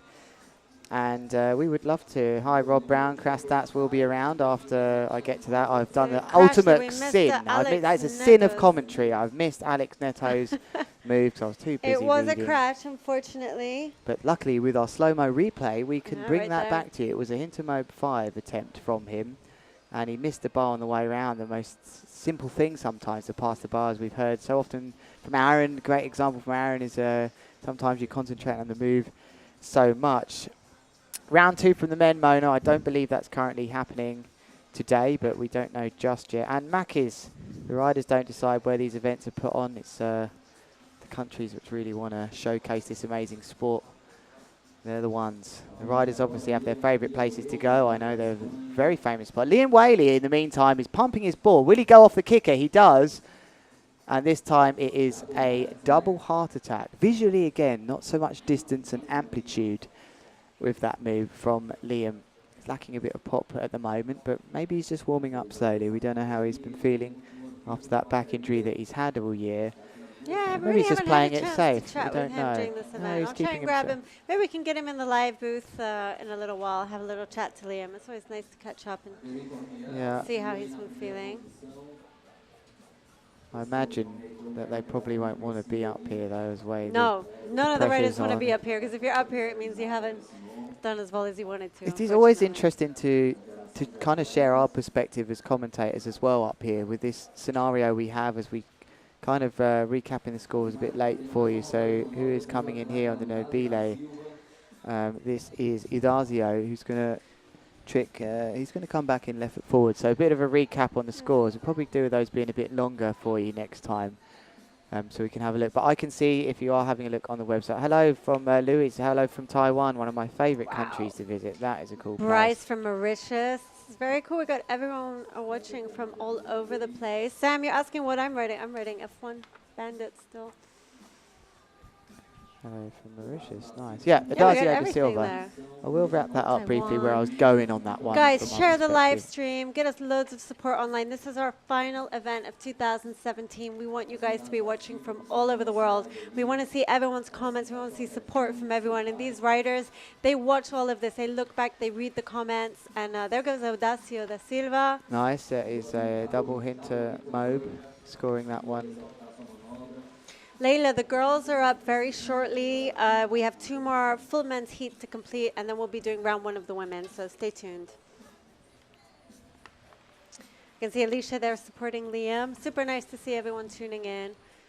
And you're very focused there on Audacio's moves, so tell us, Lewis. Yeah, I just. What are I your don't know, thoughts? if I was maybe just a bit overwhelmed by the heat. I think that's what happened there for a bit. But I was kind of staring at the screen there. We had the same moment last night, Jem, where you were really staring. But there happened to be a football game on I where thought you were just staring Liverpool into was space. smashing someone 7-0, and I was just staring at it. I couldn't believe it. I thought it was the highlights, but it was the actual game. Goals all the time. But I think we need some hydration here. So if anyone's watching, if they can bring us a coconut up to the live booth Yeah. or 2, it would be highly I appreciated. think we're due to have a Three small break. coconuts. We have a request. If anyone hears us. That's gone up to about 7 now with the rest of the crew looking at us in here. It's Nicholas Delmas rides out to see right foot forwards. There is a Mobe 5 and he sticks it in the drink. That is not going to score. He sort of lacked the height. He punches the water. And this is going to give me time to actually quickly talk frustration, about Yuri here. So we know that some of these riders are looking for a good result here to get their point scores up high enough that they're safe. But it's a difficult one. Cool, you almost let go of the ball on that replay. That was amazing for a second. It's one of those subjects you just don't want to approach a rider with. No, but it's something that has to be spoken about. It's fact and it's maths. But we'll just cover this trick for you here. Was that Nicholas Delmar? Is this Paul Soar now riding out to sea? This is... Oh, that may well have been Paul Soran. This could be Nicholas Delmar. Yes. Yeah, there's Nico. How did I not get that right? Oh, yeah, because it was a Mobe 5 from Paul Soran, who rides right foot forwards as a lefty. Soran. So we'll just wrap this up there, carry on with this slow motion here as it's just a double heart attack. It just doesn't go correctly then from Delmez up to trick soon is going to be Aduri Corniel, and he flies out the box, so I must get on with it. But it's something you don't want to approach a rider with, and for me it's a respect thing from experience in the past. When you're in a situation like that, all these guys would be focusing on is doing their best, and they won't be considering even talking about what they need minimum, what happens Well, then if... I'm the mean one because I always ask them about Yeah, it. I feel very awkward around the guys when I'm... I want to know exactly what it is they need to qualify for next year, and I want to know who is on the edge of qualification, and there are a few of them. Yeah, that you who might I not think expect. David Donijuan has had a rough year as well. I Yeah. think he's down there on the border.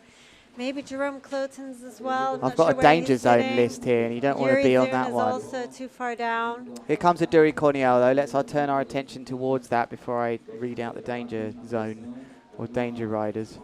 And here comes Adori Cornell. Slim Sev, properly, maybe. 17 years of age from the Dominican Republic, Gabarete. Alberto Cruz has mugged that off.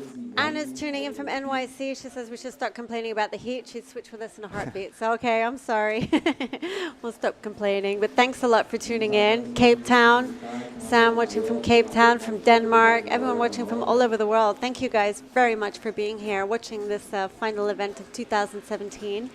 Adori Cornell from Gabarete. He's gone for a front block. Oh, he just missed the bar. He didn't get the perfect takeoff on here. That's an unusual mistake from Adori yeah, right there. this heat's starting to get a bit interesting for me now. We've got wow, we've been off the ball here, Gemma, because Liam Whaley's down in 6th. You're right. We haven't been paying much attention to the overall. Scoring hugely on that double heart attack, though. But I'm going to just finish off where I started with the whole thing about the riders in the positions they are. I find it difficult because they don't want to talk about it. You talk about something, it becomes a reality. Yeah. And I'm trying to just. I happened to be talking about it to one rider earlier, and Yuri was behind me. Yeah. And could hear me talk. I was almost forced to talk to Yuri about it, and I could see it was something that I didn't even want to be talking about it. You know, and I said to you, you probably. What's your goals? I think was the fairest way I could say it. Yeah. I said, surely you want to win this event, and of course he's the guy that's used to winning and finishing in the top 3. Yeah. So. That was how I kind of got out of it. What was your goals? I don't want to say what. These riders want to believe in only the best things and scenarios that they can. So it's difficult because it's fact and it is maths and it's numbers. And if you really want to know and work those numbers out, Yeah, I mean, Bermulo is asking how many riders pre-qualified for next year. We need to get the exact numbers here for you. Let me have a look. I think it's actually 10. I'm going to gamble on 10 because there's a few wildcard positions that are available. I wouldn't put my house on that, but it's oh no, maybe more because it's there's a hell of a lot more qualifying guys that look stoked. I'm going to get those exact numbers I thought it was for 12 you. Sorry, in and 12 guys. out. Yeah. I thought it was like no, that. it's not 12. Let's have a look. 12 in as far as that you always have a wild card which comes in. There's an injury wild card, so that would bring it down to 10. Maybe it's something like 14. We'll get that exact info for you. We should have that already, but it's. Days. Okay, right foot forwards taking off. Good chance of this. Oh, what a stick landing there. A backside 315. That was really sweet riding. That looked like Neto for sure because it wasn't smooth. It wasn't perfect, but he got the rotation. He got the RPM going there. And he landed that looking fully backwards. That is a brilliant take from Alex Neto. Nicholas Del Mar. It was Nicholas Del Mar because we were on Liam Whaley. And Del Mar's needed that. Backside 315. Cool, I'm in a muddle today. Liam Whaley looks towards the beach. The blonde tied back hair in a small ponytail or bun. It's called a man bun. Get it right. A what? A man bun. A man It's bun? a man bun. A man bun? That's what it's called. Well, what's the other name then? So man bun because it's a man. It's a man bun. Oh, a man bun. I thought you said a man bun. I was like, what? A mamba's a snake, isn't it? Seb Garat is tuned in and watching. French coach. Why are you not here, Seb? You're in cold France. You should be here in warm Brazil. Here comes Liam Whaley, building up the speed, the velocidad, as he enters towards the beach. Is he going to get the takeoff he needs here? He needs a big move here. He's down in 6th here. As he pumps that board. Here he goes. Better takeoff. It's absolutely not. Doesn't get the height. He screams out but towards he the knew that beach. directly from takeoff. You could see there that He's in straight trouble. away he wasn't. Whaley's in trouble here, getting and it. there'll be one man on the beach that, I mean, probably he's such a nice guy, probably won't be wishing the worst for anybody, to be honest. But Carlos Mario must be watching this with some interesting thoughts, thinking, wow, this isn't maybe the Liam Whaley I'm used to dealing with. But you know what? Sometimes if Liam has a bad first heat, he just comes in it in the second round. He just kills it. You know what I mean? So he's still through to the next round. No one is out just yet. And he can definitely recover from this. It's just a warm-up. Sam, when am I going to Cape Town? I'm already there. I've been training somewhere secret. There's your answer. Okay, Seb Garat, not enough budget from the French Federation to let you come all the way to Brazil. Well, that's unfortunate because... Well, I don't believe that. Bring doctors, That was to physios, Egypt. That was to Egypt. equipment, Yeah, well, I and the mean, rest. don't forget this event was a last-minute confirmation, so Seen it it was all. hard for all of us to get our tickets over here. cheerleaders at some of the events. Where did they have that? That pot's endless, mate. That goes down deep. Well, however the budgets are, I think the French team have managed it superbly. They're and doing it's been a super very well. It's been a And I would say a good successful result for them this year so far. All the French riders are doing incredibly well. So. Yuri's heat is coming up soon, but on your screens here is Udazio da Silva, who's going for his 6th move. He's been in the top 2 the whole time, pretty much, of this heat. He's doing really well. What's he got for us, KG? Oh, that ain't going to work. No. Went for a KGB 5, I think, there. So he's out in front at the moment. Sorry, out in second. It's Neto. Yeah. He's got a nice 7. That backside 315 from Neto scored really well. Ahmed Rashid asking where Yuri is. Yuri's up in the next heat, heat number 3. It will be coming up shortly. We're currently on our 5th trick attempt from heat number 2. So 2 more full rounds of trick attempts, and then he'll be up in the next heat. Backside 315. Yep, Chelsea's saying that Liam's going to kill it in the next round. That's what I'm saying as well. I think he's just had a rough start, but I think that we're going to see a very different performance from him coming up in round 2. He's not going to go out that easily, that's for sure. Chelsea Vincent sends her love to Liam Whaley from Florida. Don't often have much love sent to the riders. Yeah, you guys should send more love to the riders, definitely. They like it. Yeah. They like to read the comments. They always work at the end of the day. You see all the riders will go back, a lot of them at least, and look at their performance of the day. And they'll be listening to our comments as well. So you have to watch out what you say. Yes. And then we'll read everything that you guys send in. So please send them all lots of support. Within reason. As right foot forwards then, that is the Frenchman. Paul Saran. Seb Garal will be watching on here. Paul Saran.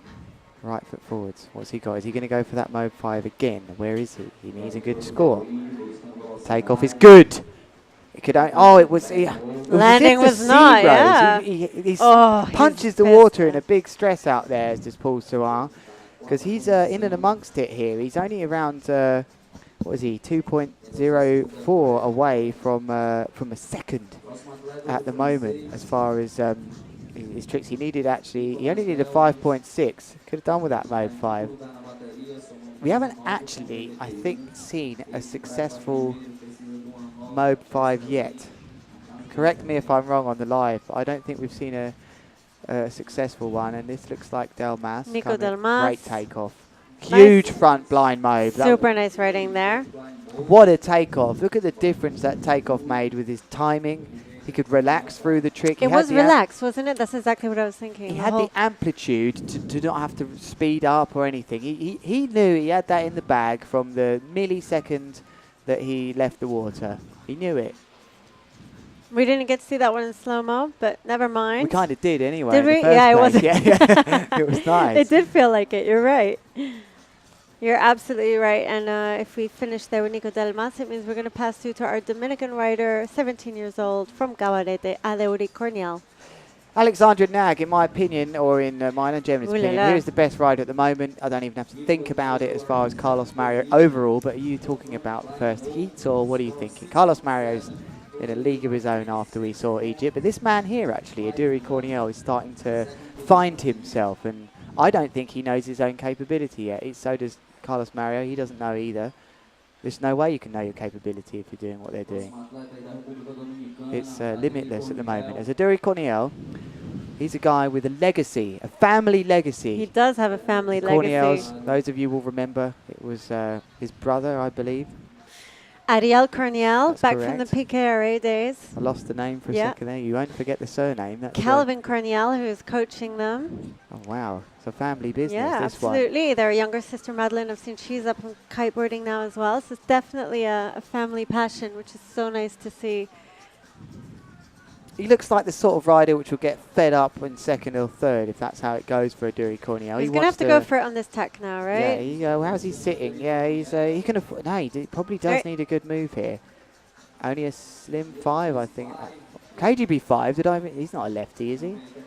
Let's have a look here again. Slow motion replay of Not a Adeuri lefty. Corniel. It had to have just been a slim 5. Yeah, got that wrong. The guy on the beach went for a KGB 5, the PA guy. I will be having words, but hey, it happens to the best of us. As Alex Neto has been riding brilliantly through this heat. This has been a tough heat. Now, these conditions aren't perfect. It's got a lot flatter, but I think the wind has dropped a bit here. 19 to 21. The minimum is 16. The Fahrenheit is 89 for those of you chilly in Europe. A bit too hot for us here, actually, isn't it, Gemma? We're a bit flustered. Coconuts, guys. You can actually almost see the thermal haze on the ocean right now. As Alex Neto's looking over his shoulder towards the beach, towards the west, as he's looking for that score to come up. He's kind of wants to get a feeling of what he needs. His Crow 5 is his lowest score at the moment, which was a 6.4. He's got a slim 7 on the board. He doesn't have a 317, and I think that's what he's going to be working at with his last two tricks here. As Neto's rode absolutely superbly here. He's reacted to the way the heat has moved. He's been a step ahead for me. His Chromo 5 was superb. It was his backside 315 earlier. It wasn't. I did get in a bit of a muddle there between him and Delmas, I believe. And pulling through that landing is giving him a platform here to go for it a bit in his last two tricks. I think we're going to see a 317 from Neto here. The takeoff's not bad. It's not as good as it could have been. Interesting. A grab on the way round. He didn't get the amplitude to go for the double pass. And what we saw is what a reaction to decide. Watch this replay. I'm going to talk you through this one, even if you are just listening. The takeoff wasn't with the amplitude he wanted. The radial position was reasonable. It was more as a shifty. He came round off axis, grabs the board with his right hand on the way round. So it is a grabbed 315 from Neto that could upgrade. Is it going to boot out his Chromo 5 6.4? I don't know. It might do that. If it does, that is very good riding to make the best of a bad situation. So here's a man that can't afford to crash now if he expects to get through in this top two position. Does he still have a chance up there, Lewis? He does, because he's got 2 crashes and a 3.77. Okay. He's got to stick it big now for these last few moves. It's all about the takeoff. He's smashed the water there, but he doesn't look happy. Not at all. He's rode in. He didn't find the power. What's he riding? He's got to be on a 13. It doesn't look like he's happy with the power or even the board. I don't know. Liam Whaley's... I mean, conditions are, they're still suitable. The other riders are dealing with it, and that's what's annoying when it isn't working out for you. So Liam Whaley will position his leash again, riding right foot forwards out to sea. The lovely, beautiful white, the cleanest boots in the game Liam Whaley has. He has the white gold, the white, Arctic white, I believe.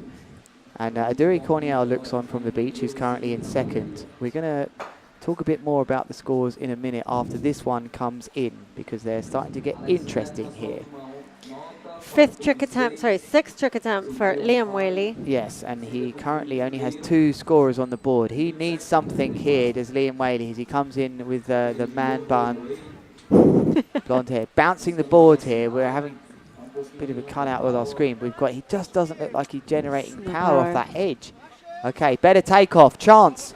Yes, sticks it. Slim 7 with a grab, I think there, Gemma Hendra. That's how you answer back to the critics. Neto just looks at that and thinks, I don't believe. He shakes his head, Neto thinks, where does that come from? Watch this nice slow-mo replay. It's as if, to me, his edge on his board is too round or something, or too thick. It's just not biting. I don't know. Like, maybe he's I'm definitely not seeing struggling things to properly. get the same amount of pop. Pumps the board to get the height he needs, to get the speed. And here he goes. The takeoff was pretty good. So he gets a good upwind carve. There's a grab possibly right when we wanted to see. But it was technically perfect. Cutting in and out a little bit our screen here. But our screen is cutting in and out. Hopefully it's okay for you at home, because that big score, I think, is going to put him up. He might well put him up into third. Yeah, it's going to put him up into third. So it starts to get interesting now. Okay, Liam Whaley's still in the game if he gets a good score on his 7th trick attempt. Am I correct? Yeah, he's on our screens there. Oh, we've seen a crash, and that might well have been, who is that? Adazio. Oh, that's someone else. Who's that? It actually looks like it was Hannah. What are they doing? They're in the box. Who's in the box? Good riddance to you. Someone in the box here as Adazio goes for... Oh, he takes it. Kite wasn't super low, but it looked like a Intermob 7. Oh, we've got some drinks here. Yeah, Thank you very much coming in. Yeah, I do. Our favorite drink from Brazil. I love these. Addicted to them. And that was a really good... Leontea, you're watching. Good to tune in. You're also having struggle with the view. We do have a problem with the screen cutting in and out, so maybe the tech guys can have a little look It's only at very it. brief though, so Yeah, hopefully it we is get that brief, sorted. luckily. That was a sick move from Idazio. I wonder how that's going to score. I think it was a Hintermobe 7 that Did we saw. learn some Brazilian slang from Alexander? No, we didn't really. Maybe you can teach us something. My Portuguese is not very on point. What about you, Lewis? Oh, come on. Yours is amazing, Jemmy. You I can don't handle yourself out here. feel. I'm horrendous. Obrigado. I think that's about where I'm at. Very difficult, this one. So Idazio gives himself a chance here. We're going to see his score. 1, 2, 3, 4, 5, 6. Not come in yet, his score. He's going to go right up there, I think, Idazio, because he needed, for second, he needed a 4.32. That was his fourth we're big looking trick. at some close scores here, Yeah, even between first to sixth. So aren't we? Idazio really responded to the pressure well then. He hadn't got 4 solid tricks in the bag there. He may well go first with that. So right foot forwards then, out to sea. It's Paul Serrant. And he is still in the mix here for second. He needs a 7.81. We talk about second being the first or second, the golden position to probably give you a day's rest here. Yeah, But of course. It does mean you will pass directly through to round 3, and everybody likes to pass through round 3. They can relax. They can probably take the whole day off tomorrow, most likely. is it worth thinking, well, I might not land such a high score trick, shall I try and get third or fourth? I don't think so. I think you're gambling anyway Yeah. what's going on when you get through to the second round. You may as well go for the big one. We're going to see a double pass attempt, a KGB 5, I think, from Paul Serrant. He's a lefty, comes towards the commentary booth. Oh, no, he's gone for a backside 3-1-5. Again, possibly the current here is making it difficult for these riders to pop, because that's a number of riders now I'm seeing that aren't popping as well. So Paul Serrant's going to have to settle for 6th then, unfortunately for him. It's his second backside 3-1-3. And watch this again, just doesn't get the pop that he required or the height. So unlucky for Paul Serrant. We move on to now Nicolas Delzman. Thanks again to everyone who is tuning in and watching with us. We are on men's heat number 3, round 1. No, sorry, heat number 2. 1 p.m. here in Brazil. Yeah, the wind's dropped, Gemma. This Has is what's dropped. happening right now. I know I frequently do it, but for those who've just joined, I've pasted in the link to our live wind, which is a K away. And it's dropped down 16 to 19, just enough to that possibly the riders might not have noticed as much, and they're thinking what's going on. I don't know. We are seeing big kites on the water now, but no one usually goes bigger than a 13 as Delmas rides out to sea. Right foot forward. He's got some options off some of these small kickers if he wants. Has he approached one? No, he goes over the back of one. Yes, he's going to use one, kind of. KGB. Oh, he just couldn't stick it. It would have been a lovely KGB 5 if he did, because it looked to me like he didn't have the time to start, but he certainly found it. He almost had too much time in the end to try and stick that to blind. He was in the air for a long time. Let's watch this again, as he does use some kind of ramp. Here he goes. Good takeoff. Spots it, comes round. And here he aims it to blind. He kind of didn't have too much time. Heavily over the tail. It's going to count as a crash for Delmas, who was looking for. He could have gone into first with that. So this is this is a position in this heat now. It's getting hot, this heat, with the riders all knowing that they had a chance to get through first or second. They're going to sleep badly tonight, some of these riders who couldn't quite make it. Delmas out of the game for first and second. So here we go. Aduri Corniel. He's in second place at the moment, but he doesn't have a real grip on it. All these riders currently with scores, very low scores, it has to be said, at this stage of the game, possibly down to the wind dropping, and that may well be the reason why Liam's not going so big either. Liam Wadey's engineered a great route up to third place at the moment. So what we're looking for, Corniel's going to look to upgrade probably a 5.7 KGB. Well, he's not going to actually upgrade that. He's going straight in with a 3.17 attempt. And he sticks it. Aduri Corniel wants to go through first or second.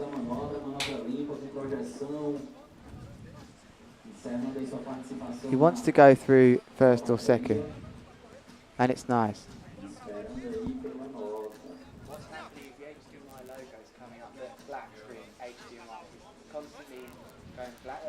Coming loose. Can you see the screen? It goes HDMI black and then off. Sorry, trying to fix a few technical difficulties here with our screens. So I think it's okay if you back at home. It's just Yeah, that it's just for us. it's like some real gremlins in here. It's almost like as soon as they Maybe go it's the to heat. land, it goes black for half a second. But So guys, this we're coming down to the final trick attempts from this round 1, heat 2 of the men. yes, and it's Neto that still has work to do, and he's done so well to keep his neck above the other riders. Corniel then has put himself into second, but I think this is shaped up to be. I think Neto's going to feel slightly safe here. Neto's going to feel safe in the knowledge that Corniel's score hasn't come through, or my score. No, he's not going to feel safe at all because Corniel is going to take first place with that 3:17, and Alex Neto will know that Liam Whaley will follow him. So Neto, Pressure for him right there. this is some real pressure times now. Alex Neto, what's he going to go for though? That is the real question. Double heart attack, 6 mile, slim 7, chrome 5, backside 315. He's got a 7. Will he go for? I think he's going to go for a 3:17, but he's coming out to sea with a bit of pace here. Maybe a KGB 5. Yeah, it's got to be. He sets up for it. He's got a chance, and he sticks it. Kite wasn't super low, but the wind is dropping. And he sends a message to Liam Whaley to say, if you're going to oust me from the top 2 here, you're going to have to earn it. Yeah. So let's imagine he's just put a 7. He's actually going to go... Actually, it was more sensible than that. He's going to be safe. He's going to overtake Aduri. That wasn't what Aduri wanted to see. So Neto's going to go through first or second here. There's no doubt about it. Because what Neto needed for first place... Oh, no, he needed an 8.24 to overtake him. Well, I'm getting confused with my maths here. So Neto, I don't think Neto's going to go... Oh, no, he has gone top with it. Okay. No, it's not in yet. These scores are refreshing all over the place. It's making it difficult for me. But then we don't have a Duri score on the board in front of us here anymore. Okay. Oh, no, it's because he hasn't done a set. Oh, no. Where's a Duri's 3:17 on the scoreboard in front of me? Yeah, it hasn't It come was. up yet. I thought that was his 6th trick. So 7.83. For Alex Neto. This is so important here because it's Neto, Corniel and Whaley that are all fighting it out for the top 2 positions. Okay, there we go. That's what we wanted to see. So that's 0.4 down. Neto is the man that is in second that's worried. Corniel will now leave now. He's had his 7th trick. He knows he's through first or second. He can relax. But Neto knows that Liam Whaley needs a 6.48. He can get that on a Mode 5, Whaley. But will that upgrade any of his trick categories? I'm going to head down to the beach, Lewis. I'll see you in a moment. No problem. He needs a 6.88 for first. I'm really confused with the numbers this time. I don't usually get as confused as this. For second, he needs a 6.48. He needs a 6.48 because he's got a 3.77 scoring at the moment. So Liam Whaley has to compose himself here. He's not riding his best, or the conditions aren't working for him. He currently has a 3.15 scoring here of 3.77. Will he bother with the 3.17? He only needs a 6.48, but he will want to avoid Carlos Mario, I think, here. He'll want to go for the win. So it's a 6.88. It's either going to be a Mobe 5 or a 3.17. It all depends whether he wants to avoid Carlos Mario. I think it's going to be... he's gone for the 3.17, and he sticks it effortlessly. And unfortunately then for Alex Neto, that is most likely... Well, it almost definitely has ousted him. Whaley's used his experience there, and it's great riding. And it might well, you'd expect that to get into the 7s. He's going to go through first in the end, Whaley, so that's a very good performance from him in these light conditions. There you go. He's pushed himself up, wins by 0.13. It was close, actually. And Corniel goes through in second. Neto has to settle for third. He'll be gutted about that. That was very close, and it was all down to that 0.4 in the end. Split, he done his best, Neto, but Corniel and Whaley overpowered it. Delmas, Idazio de Silva and Paul Surin have to settle for their positions, and we will cut to a commercial break.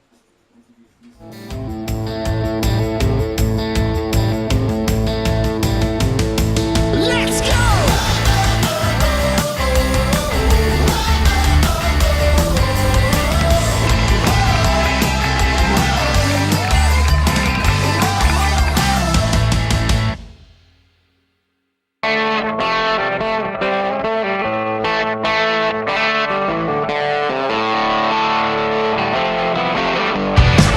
Hot blood love is gonna get you.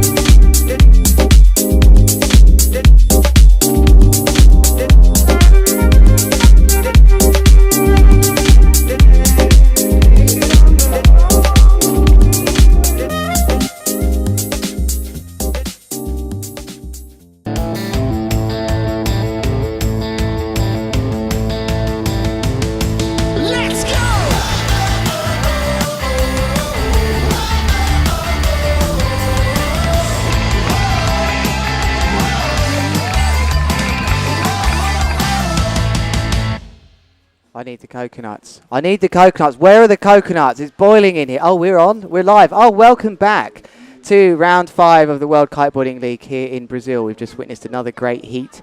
Coming up soon, it's heat number 3. Gian Maria Coccaluto, Simon Lamuse, Yuri Zun, Arta Gilibert, Stefan Spiesberger, and Alex Pastor. I'm Lewis Crathen. Gemma is on the beach with the riders. We'll be cutting to her very soon. Lovely shots from our drone. Going to talk to the riders that advanced and probably get a day's break who come first and second in that heat. As I can just peer over, Gemma's nearly ready. And we'll get their views and opinions on how that interesting heat went. Unfortunately, Alex Neto got ousted down to 3rd in the last moves of that as Liam Whaley pulled a 3:17 on the buzzer. And we appear to be ready to go to Gemma.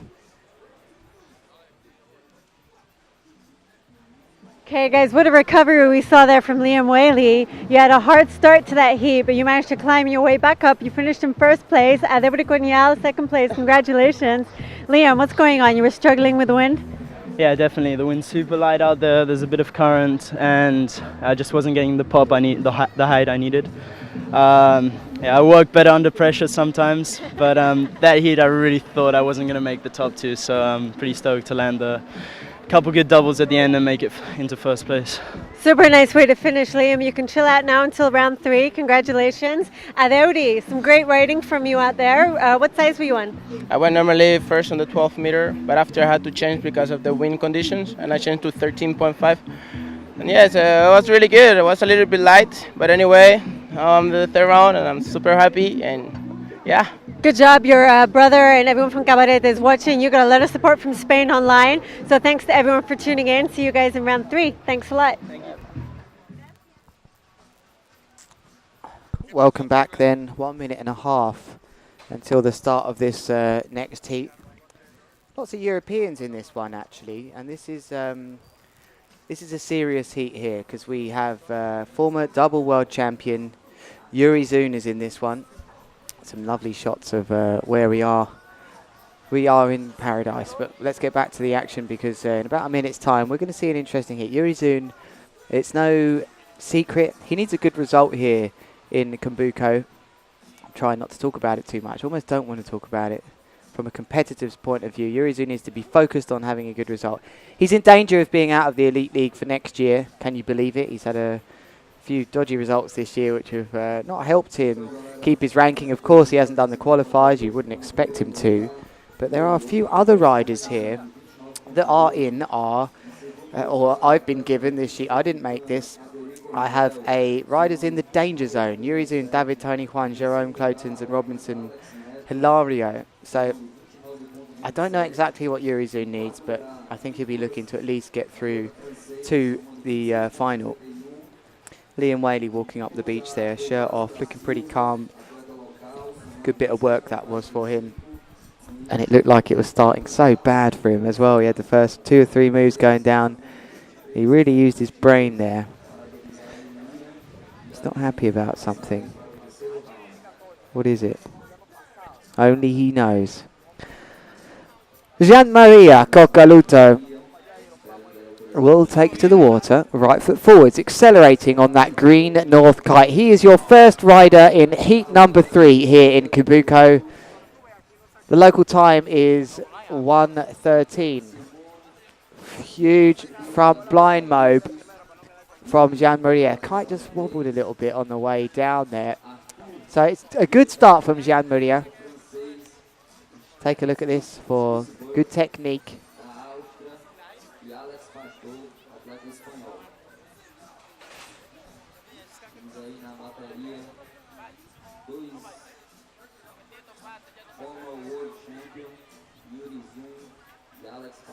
Yes, it was a good technique from Jean-Maria. Looking at his bar there, that's what happened. I got stuck in a freeze there. I was wondering what bar he was using. It didn't look the same. Off a kicker then, coming straight into this, is a big bomber crash. That is a big bomber crash, unfortunately, for Simon Lemuse. Well, that's not going to go down too well for him.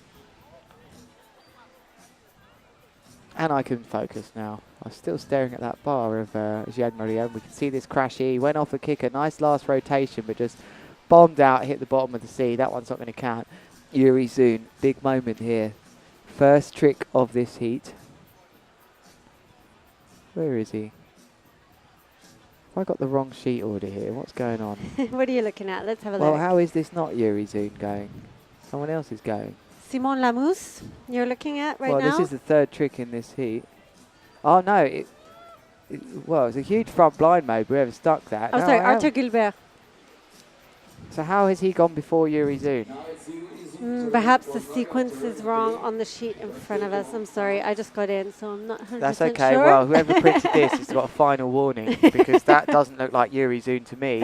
That On a was Cabrina. Arthur Gilbert. No, that's Simon Lamousse. Oh, right. So they've really ballsed it up. So whatever happens, No, we'll Simon get is. to We had Gian Maria and then Simon. yeah, and then we've had another rider. Oh, and then you have. We've had two Cabrinas already. Okay, so you've had Simon and Arthur in a yeah, row. so this is now Yuri Zun.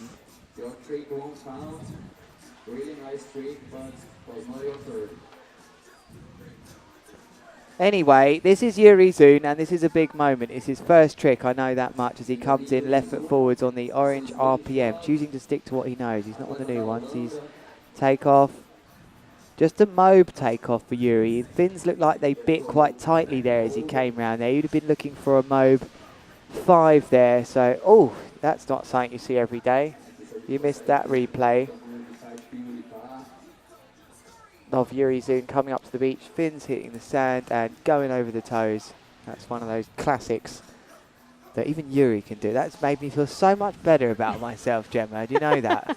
You know that moment, any of you kite surfers out there, if you're kite surfers listening to us, you ride up on the sand and you completely balls it up, you hit the sand, you're in boots, it's even worse, you go straight over the front and you're just stuck You can't down there. move. That's what happened to him there, coming in. So if it can happen to him, it can happen to anyone. I think that's made my day.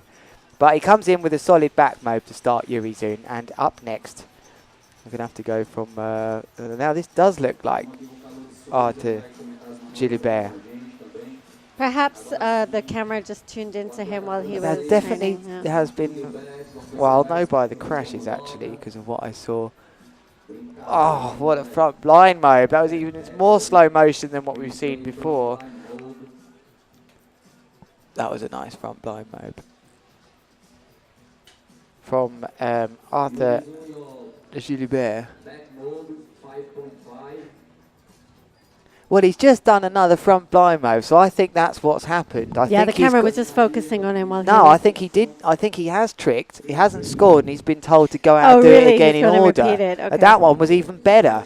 So Good for that's him. what I think's happened here. That's quite interesting. I'd love to have your take on that on the live stream. You've just watched that. If you recognise any of these riders more than I do, certainly the Cabrina riders I'm not so good at recognising because there's two of them on the same kites all the time. There's Simon Lemuse and Arthur Gilbert. I think they have similar Just from a styles of distance, kites. they look quite similar, yeah.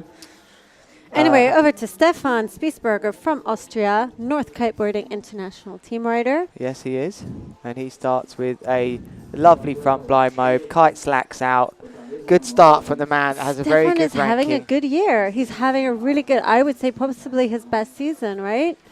Yes, I reckon. Stefan is currently ranked 6th. Sixth. He's Yeah, it's a very good overall. Yeah, he's, I mean, he's only 30 points behind. Him and Alex Pastor are very close in there. Stefan's Mr. Consistent now. He is. He's on the Hadlow coloured Vegas, the grey. He's on the 14.5. This is interesting. I haven't seen him using this kite so much lately. He's always on a 13 usually. He is riding the 14.5 Hadlow edition. Alex Pastor now comes at right foot forwards, the highest ranked, 4th to 5th just coming in. He is going, he'll be on a 15 possibly. He's really powering that kite up. I can see that trailing egg sheeted. He takes off. It's just double S bend to blind actually. Oh, double heart attack Mobe just shouted out on the PA. That's an interesting one. Double heart attack Mobe. Maybe that's what they call around here. Got me there. I don't know. Maybe I'm getting it wrong in the local language. Sorry, we're having a few problems with our screen here in the studio. Maybe you guys at home can let us know what's going on. I don't mind. I like looking you look out the window. window. I'm a fan of looking out the window. I want to see it all. Nice to see the spectators all gathering now. Really nice vibe down here on the beach. We're at Duro Beach in Cumbuco. Duro Beach. Duro Beach. Duro Beach. That's where we're staying. Great vibe, lots of music, DJ, loads of people, spectators on the beach, and just a really good fun event and a really nice way to finish the year here. Yeah, it has to be said.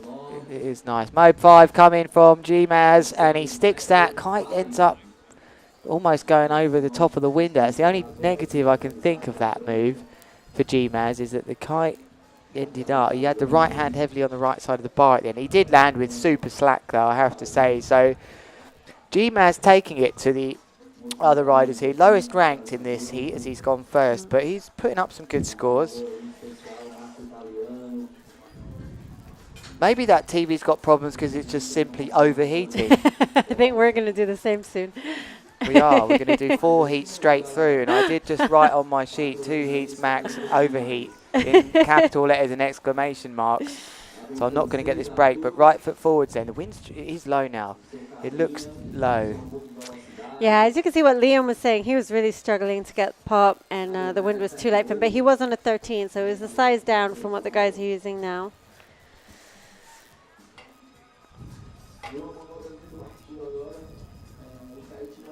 I think I'm going to have to word with these guys on the PA in a sec. I want some energy from them. I said one word today. Give us some energy for the people. Some excitement. Yeah, you want to build these people up on the beach. But they're doing a good job. They're getting the trick names correct, well, almost. And I don't know what they're talking about, to be honest, because they're doing it in Portuguese. So there's not much I can comment to on the content. But what I can comment on is that round 1, heat number 3 is taking place here, round 5 of the World Kiteboarding League in Cumbuco in Brazil. And out to sea comes the former double world champion, Yuri Zoon from the Netherlands, on the orange with a touch of blue and full black RPM. He's flying out to sea right foot forward. He'll take off a mini kicker. He'll go straight in for a backside 3-1-5, and he lands and barely gets that board planing, and there was a close, 5-second period there where you were wondering, is he going to crash keep on planing? He only had to sink the nose there in those light conditions for it to go down. So you will be seeing a replay. We're getting a replay, but I'm sure the screen's going to go off. There is a dodgy cable in here. So that was good riding from Yuri Zoon. Mayday, mayday, someone cool it down. That's Javier. Hey Javier, thanks for watching. We miss you here on the tour. All right, guys. This is it, heat number 3. Up next, then, it will be Arthur Gilbert. I still want to get to the bottom of what happened. Gilbert. Why do I say Gilbert? Because there's loads of L's. Because there's an E. Gilbert. Ah, I see. Like Guile. Gilbert. Arthur Gilbert. There's one I need to apologise for getting it wrong for a whole 12 months, probably. No, maybe not 12 months, 6 months. There's Doña Vieira on the beach, I think, down there in the green hot pants. Is that her? No, Dionea is just here in front of us. Oh, okay, close. Same. Oh, she got wet hair, so it's maybe... Does she look like that with dry? That's really wrong. I think I got that wrong there. I just happened to be lucky that she was somewhere completely close, so it looked like I nearly got it right, but I completely got that wrong. Right foot forwards then is Arthur Gilbert. What's he got for us? Looks like he's on a 13. He's got lots of speed now though. Are we going to see a front blind mobe? No, we're not. We're going to see a backside 315 of his own. Not as good as Yuri's to me. And if we take a quick look at the scores, which you can do too on the worldkiteboardingleague.com website, we can see that Yuri Zun score still hasn't come up just yet. I think Yuri's going to get around a 7. Is that going to put him up into first? No, he has a 6.33. 6.33. Okay, so it wasn't super powered. Yeah. Probably going to score about 6.3, 6.25 maybe. I wonder if they score it more because he had more power out of the trick, but it seemed very similar as we see. Yeah, they're both similar. But let's move it on to Stefan. 16 to 18 miles an hour coming in on my Wind Guru live station down the road now. It's starting to drop in the afternoon. And I wonder if that's going to signal the start of early starts tomorrow. I think so, yeah.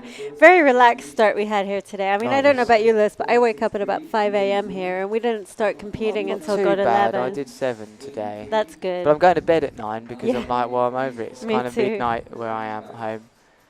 So in comes Stefan Spiesberger. He is going to be eyeing up a Mobe 5 on the flats on the inside. Look at that nice flat spot forming right there. There was there. I just wonder. I think it was the ice cream sellers or something just came past. And yeah. They were right in line with where he might have been looking or focusing on, and it just crossed my mind that might bother him. I don't know. So I don't know. Sometimes you get these odd things in the corner of your eye with these moves that they just take your focus away. And I wonder if that was the reason. If he crashed that, it would have wiped him out. So it might have been on his mind, the safety conscious man that he is. Sometimes that can make you do things better though. If you know you can't crash it. You often see riders where you think you can't crash that, it's going to do everyone on the beach, and they just... You have a responsibility You've got no choice, to hold so you have to. So here he comes again. Left foot forwards, working that 14.5 up and down. He's got power now. This will be interesting. Can he stick a Mobe 5 on the 14.5? No, he's gone for a 3.17 bounce out. Lost the edge. That was very unlucky. He got a good takeoff, did Stefan, and he just lost the heel edge in the end. I think that was a bit of misfortune for him there. Thanks to Victor for tuning in from Vancouver, Canada. That's cool. We used to have a World Cup event in Canada. Hey, we back did. in the peak area days. Madeline Island, wasn't it? Vancouver, that needs one. Unlucky for Stefan there, but Squamish, one of my favourite places I visit every year for their Kite Clash event. It's amazing. What a scene. That is just crying out for an event like this to be there. But there is Alex Pastor, also a former world champion. He looks pretty relaxed to me there. I think he looks pretty chilled. He's on the 15 metre here. He's one of the few riders that takes the 15 metre sea kites. I think it's a smart idea. You never know. Didn't think you were going to need it here in Cumbuco, but some riders just prefer to only go 13, or he's quite comfortable. I can see that trailing edge brought right all the way in. He's really got the bar in as he travels heavily downwind in the box here. He's probably not going to get back into the box if he does come back round. KGB 5 with a grab.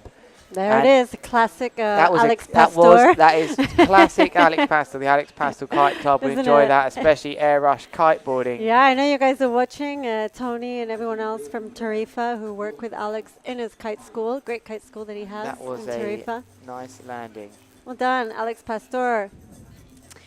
So as Patrick says, I prefer big air and boardos instead of this wakeboarding style kiting. Are you sure about that, Patrick? Well, you're here watching sorry, the live. you're here watching. I disagree, Patrick. What are you doing? You're watching the live instead of your big air. I disagree too. I mean, it's nice to watch a bit of big air, but... Nice grab on the way round.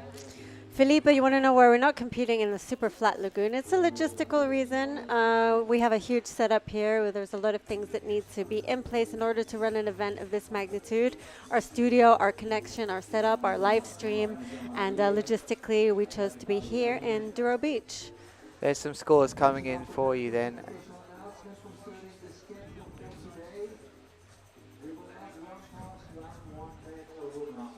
Okay, so we've just got the announcement they're not going to run past round 1 men or women. Which we kind of knew already from the start this morning. Yeah, and that's a nice shot of Jean Maria. I think that was a Hintermobe. he didn't look too stoked, so it probably wasn't a double or anything. So back on the water, that will be him riding out to sea on that green one. Next up in the box, it will be Simon Lamuse, will be somewhere out there. He's just waiting on the shoreline.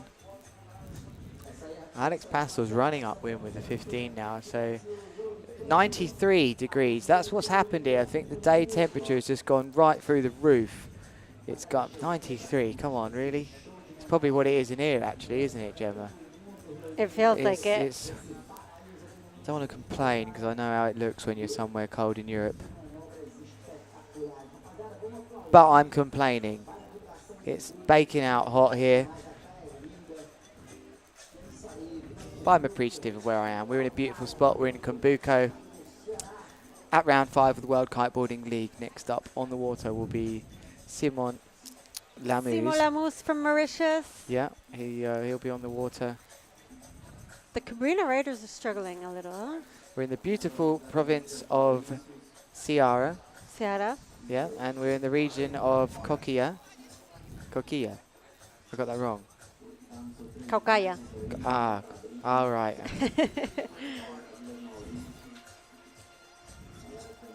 And this is heat number 3, men's round 1. What we're going to be running today is full round 1 for the men, passing over to round 1 for the women. That will be it for today, but don't worry because that still gives you a good few hours of action here with us. And we will, of course, be back tomorrow morning. Right, we do have a rogue rider in the box here. We've got a Air Rush, appears to be, I'd say, first 6 months of kiteboarding. There is a board leash on, I think. No, he's left been the told board to in the get middle. rid. I wonder if he realises who he's just got in the way of. It's Yuri Zun, the former double world champion, who goes for a chromo off the kicker. Chromo Nice, 5, and he sticks it okay. clean with the kite low. That's good riding as Nice, this Air nice. Rush guy just gets out the water. Well, he's left his board there. Yeah, he just nicely. got rid. He just thought, right, I'm out of here. So he's done the right thing, Oh, dear. to be honest. Looks like he got out of his own accord. No one's really said it. His board's actually going to become a problem here, Gemma. I know we should be focusing on that nice chromo 5 from Yuri, but Sorry. it's nothing more highlights the beauty of our I don't sport. know. He's just walked off and left the board there. Yes, he just ditched it. It's going to drift. This board is going to drift Must be a through the rental. zone now. Maybe we can get a zoom tight on this board because it's now about halfway nearly into the box. No, maybe not halfway, a third. No, not even. It's just entered the box, to be honest with you. And I wonder if he's thinking, I need to... He was very quick to ditch the board. It's often a great thing for beginner kiteboarders. They don't do that. They hang on to the board, can't relaunch the kite. They don't want to lose it. But this guy got straight rid, got in. And I have to admire the professionalism of this rider in his early days. Just got out and just ran away. And he must be... Do you think he's I don't know realised he's what left his board he behind? has to have done. He'll be back for it in a minute. He'll probably Anyway, have to but swim through it's half going the to be box. in a position that might get serious soon because here comes Arthur Gilibert. It's going to be still okay. It's still a little bit upwind from him. left foot forwards, bounces the board. What's he got? He's up You're the close beach. to the beach. He's Good close. drive. He is close. Oh, yes. Unbelievable. A grab 313, then a rewind back out of it. And we don't see that every day. That was sick. I have all the time in the world to see new things like this. Let's watch his slow. Oh, wow. Just watch this. I don't even know the technical name for this. Sam Light being, I think, one of the innovators of this one. Watch this then. And the difficulty with this is to... He's really pumping is that. to land what most likely is a switch blind.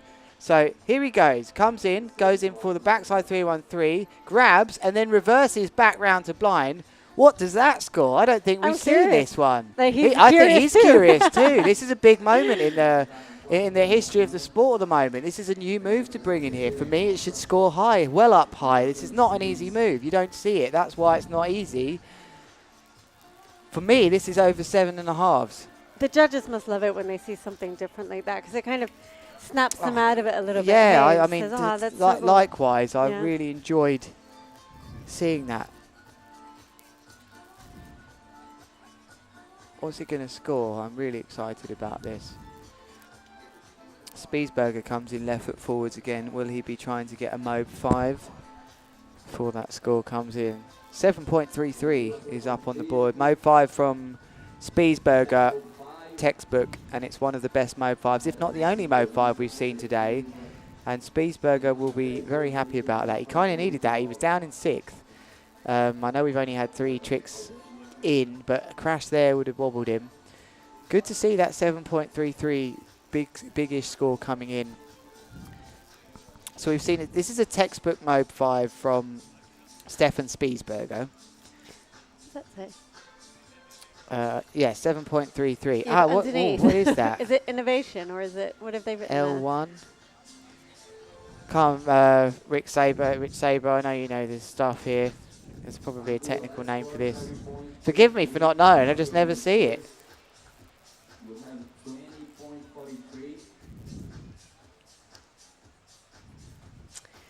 All right, guys, that's Alex Pastor that you're seeing on your screens right now. Taking a look over the shoulder. Waiting for the last score to come in. Wow, Nemo Taylor, thanks for coming into the defense of us. Thank you, Nemo. Nemo, if you're around, maybe you can bring us some coconuts. That is, yeah. We won't talk about it anymore, but it's... And 733, not awarding innovation at all. Hervé's unhappy about that. What do you think about that, listening to the live stream? Should that have been rewarded more? Let's try and compare it. You have to take in so many things into consideration there. Just the fact that it's an innovative trick won't automatically mean it has to be high scoring. It still depends a lot on the execution, the height, the power, and everything else. Wouldn't you say, Lewis? Yeah, risk being a key word for me is they may not see it as such risk. I'm going to quickly just talk about what Alex Pastor does here, which will most likely be a Mode 5 of his own. No, it isn't. It's a 317, I think. It's a KGB 7, wasn't it? No, it couldn't have been. He's a KGB right-hander, so it's probably a slim 7. I didn't see the start, so if the local guy thought it was a KGB 7, which would be a right foot forwards out to sea, it must have been a similar looking move, which would have been a front roll initiated slim 7. Here's the slow motion to confirm my thoughts. I saw the last half of it, which can look very similar to 317. Will he go straight up into a front roll? Yes, he does. Comes back round. Alex Pastor is looking good to me out here.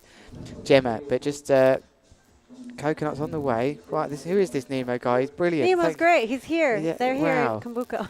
Has Baz fainted yet? I don't know. Here we go. Here's a bit of an overview then of the scores after 3 moves. Alex Pastor moves into first. Arthur Gilibert scored 7.33 for his move.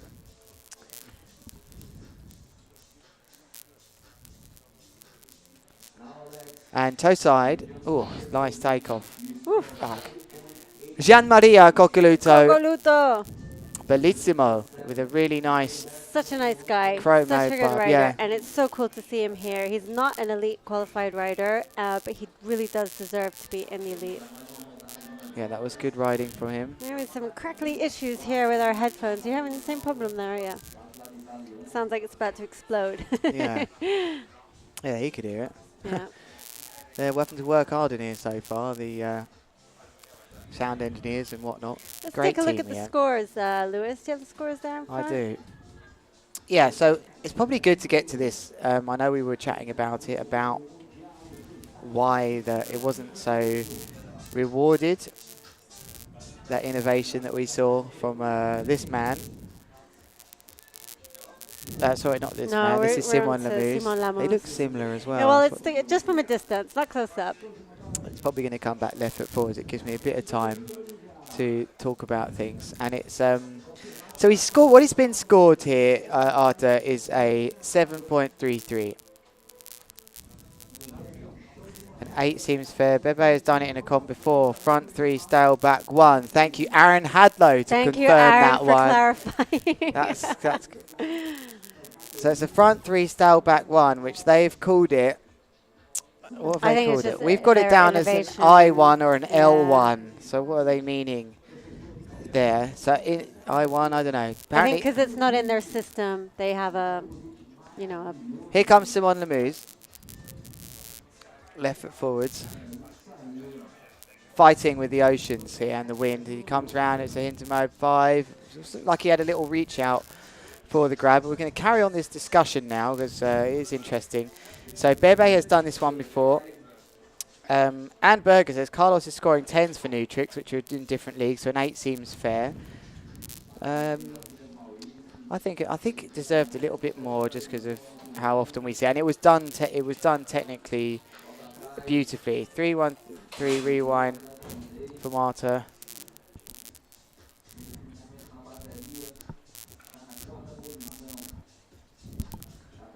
So apologise for getting some feedback in our ears. Yeah, sorry for everyone who can hear that crackling on our live stream. Did you say it was the cloud? Pardon? What did you say it was? The crowd. Oh, we've got yeah.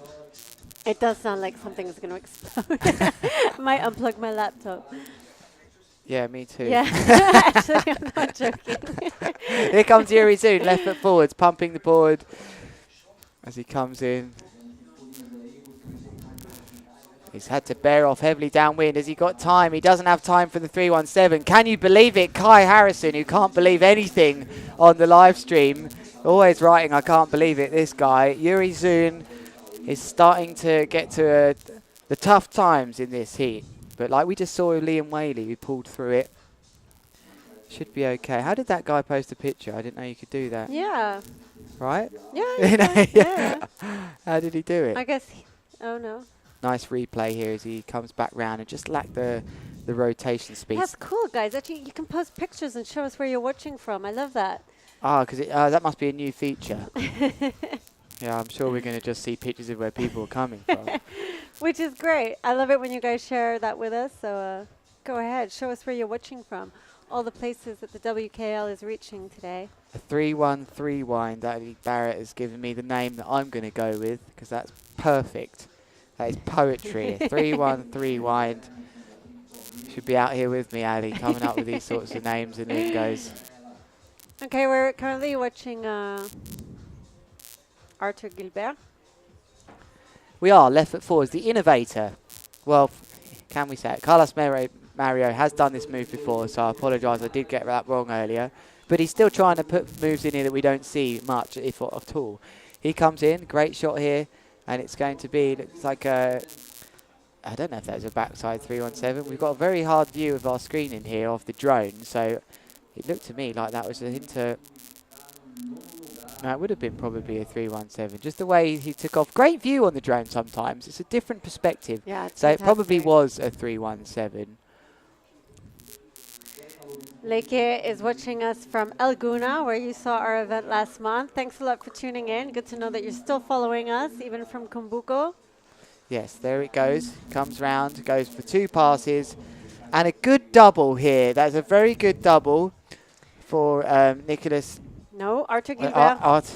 I always Nicholas mix them up Delmar, as well, don't Did I worry. nearly say that? Well, You did say he's Nicholas not even in Delmar. this heat. Yes. Wrong heat. Arthur Gilbert, who's having a great heat here. He's going to up that score now. He only needed a 4.6 for first. He's going to go into the lead with that move. Good riding from the Frenchman. Seb Gerard, you will be happy with this guy. Yeah, you'll be proud that this guy is taking the Gerard training knowledge into this one. Hardly any crashes in this heat so far. Only 2 crashes. One from Simon Lamus, one from Stefan. But generally, pretty solid heat right there. Wouldn't you say? Still 16 to 18 this win. 94 Fahrenheit is what I'm recording here. What is that in Celsius? I don't know. You're a Fahrenheit person. Why do you use I don't Fahrenheit? know. I like both of them. I like to remain. You from the UK, don't use Fahrenheit? I like to speak to both people. Stefan Oh, how has he Spitzberger. stuck that? Stefan Spitzberger has just done a 317, which looked way more like a 316. The sort of rotation speed that he had there didn't look odds on. Watch this. Nicely extended. Comes round. As he comes in, it's pretty much a backside block side that he hits there and manages to continue it round. That was a unbelievable sensitive touch from that was actually Stefan Spitzberger. I did say that right. Yeah, you did. The heat's getting to me now, I have to be honest. It's a Mayday of heat, but that was absolutely beautiful riding from Stefan Spitzberger. He looked odds on to backside block side that and take a heavy hit to the head.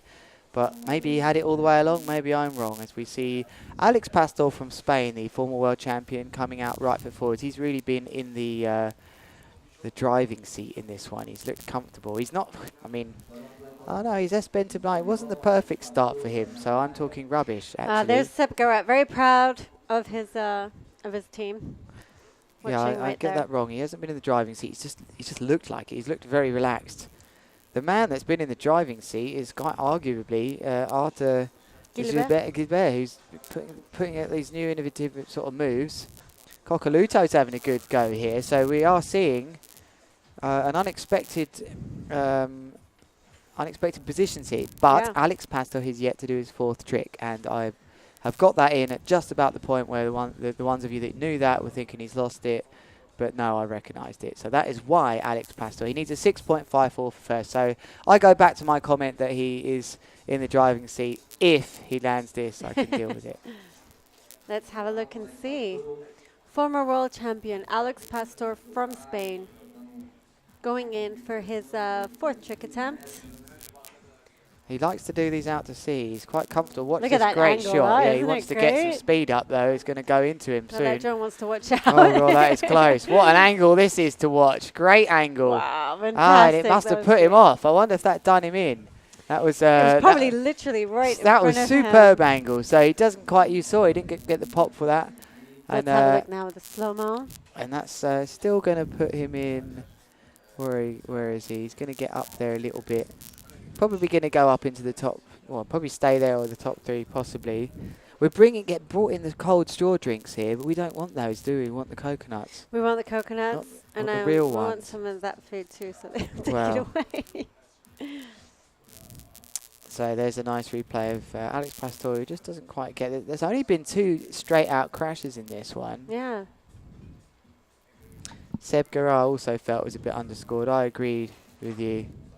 Probably think most of his moves underscored, right, or not? It was nice to see. It took me by surprise, and that's why I would have liked to see it score a bit more. Aaron Hadler, I'm going to call you out on this one, listening. How do you feel that should have scored, actually? Now, I know one of the big words here is risk, and it maybe isn't as risky to go for that move.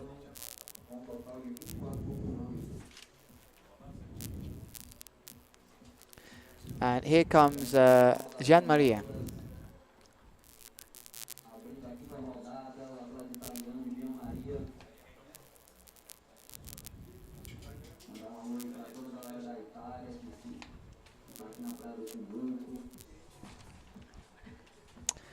Okay, out to sea is G-Maz.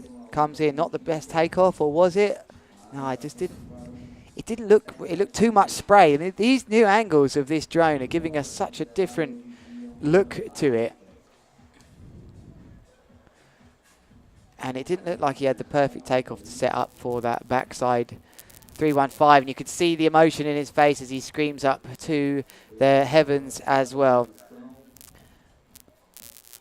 If you have just joined us here, we're in the beautiful province of Ceará and the region of Cacaya. And it's beautiful right here.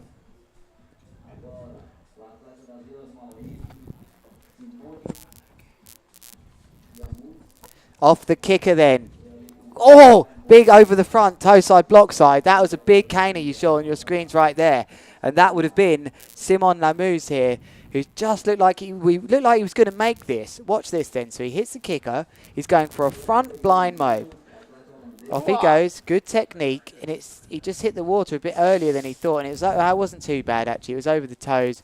It wasn't too bad in the end for him, so it's not going to score maybe like he'd want it to, unfortunately. Big thanks to Duro Beach Hotel. I'm staying there, gorgeous. I recommend that if you come to Cumbuco. Beautiful location. All our restaurants. We're eating at the Secret Spot, ACL, Modillo, Villigalo, Windtown, and 0031 as well. We're being really looked after out here in Cumbuco, and if you haven't been here as a kite surfer, then you can't say you've been to all the famous places in the world if you haven't been here, which I finally have now that I'm over here commentating to all of you at the round 5 of the World Kiteboarding League in Brazil. And this is Yuri Zun, 2 times multiple world champion, in your screen right now, coming into the beach. Left foot forwards.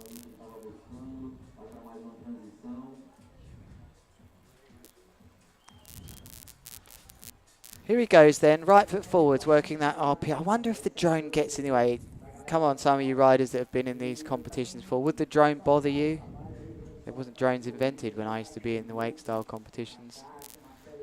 Just big helicopters. And then you just felt good because it was like, you know, heli shoots. You see that tag? Someone's Someone's important. It's like the whole I'm on a boat thing. Is it better? I'm on a boat. I've got a helicopter around. I don't know. Here's Yuri Zun. Left foot forward. He's going to come in. What's he got for us so far? He has... I'll get back to that comment in a minute, Gemma. I didn't...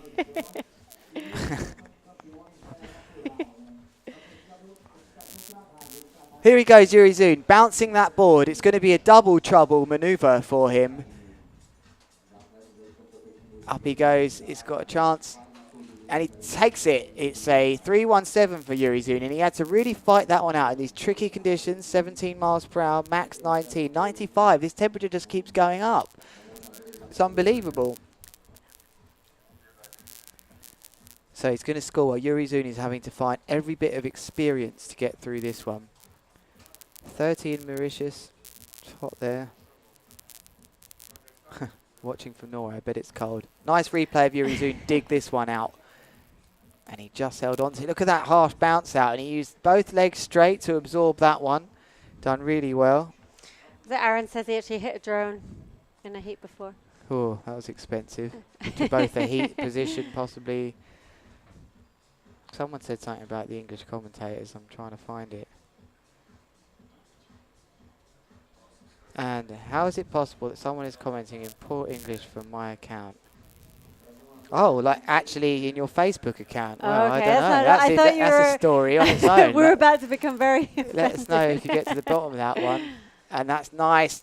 Oh, God, it just went over the front there as we saw that. See that kite rise back. Oh, he gets a real workout with that. That was a Kano. Look at that angle of White's water from the trick to the drag. Is he stuck somehow with the leash? I don't know. That was a big Kano there, unfortunately, for is that Arthur Gilbert. Interesting one here. Aaron says that it scored about right for the conditions and the execution.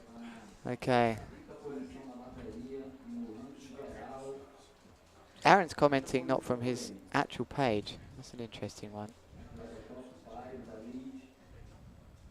Ghostface profile pics. The fans. Looks like you got a fan on the commentary there, Aaron. Pete Levitt, boomsies and bombsies. I was not expecting to read that. That is a personal comment. That's he is referring to a Nintendo 64 game. But back to the action. Oh, nice. KGB5. Did he grab the ball? Yeah, he did. Stefan Spiesberger going for a sick KGB5 there out to sea. And he sticks it clean on the 14.5, which he doesn't usually use. He's a 13 fan, so he stepped it up. Great technique. Love the way he puts that, and he sticks it clean. So Speezy's gone up the rankings with that one. He needed a 7.08 for first. He's certainly going to go into first for me with that. That was very good, that KGB5. Things are starting to get interesting now as Alex Pastor, what's he up to there? Have we just missed his trick? He looked like he was just, I know, maybe he was just preparing. That would have been very quick. Boomsies and bombsies. Wow, would you believe it? So where is Aaron? He's on the live stream comment somewhere, so I'm sure we can answer maybe that. It's a fake. There you go. Maybe it's not the real Aaron. Maybe it isn't. All right, here comes Alex Pastor. Again, that amazing drone angle. Oh, what a bounce out. What a horrific bounce out. That is one of the worst bounce outs I've seen in years, Gemma. Years, maybe my entire career. He had that so perfectly. I don't know what has happened there underwater. Watch this. He settles for a backside 315. He doesn't have the time to go around. Perfect landing.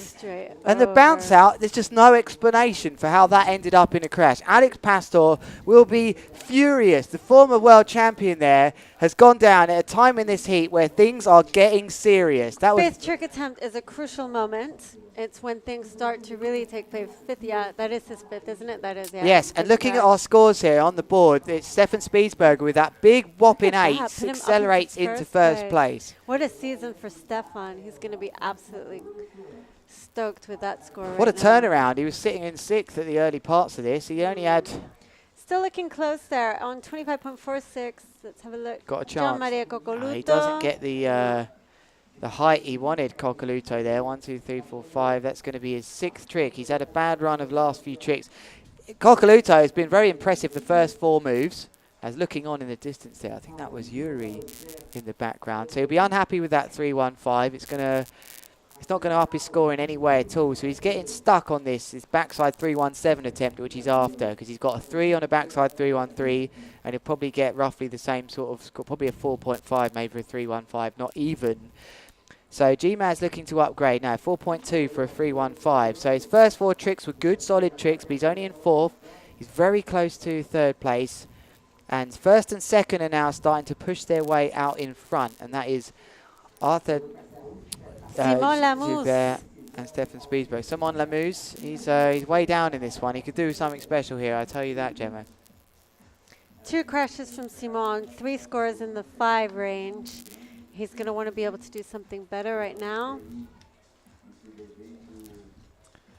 Just a front blind. That was not the perfect front to blind from him. So He's underpowered, hey, Simon. He's been struggling throughout the whole heat. What size do you think he's riding there? Well, 13. I'd say that he's yeah. he's got the same setup as Arthur. So maybe that's where the board or the rider weight comes in. They look similar guys though.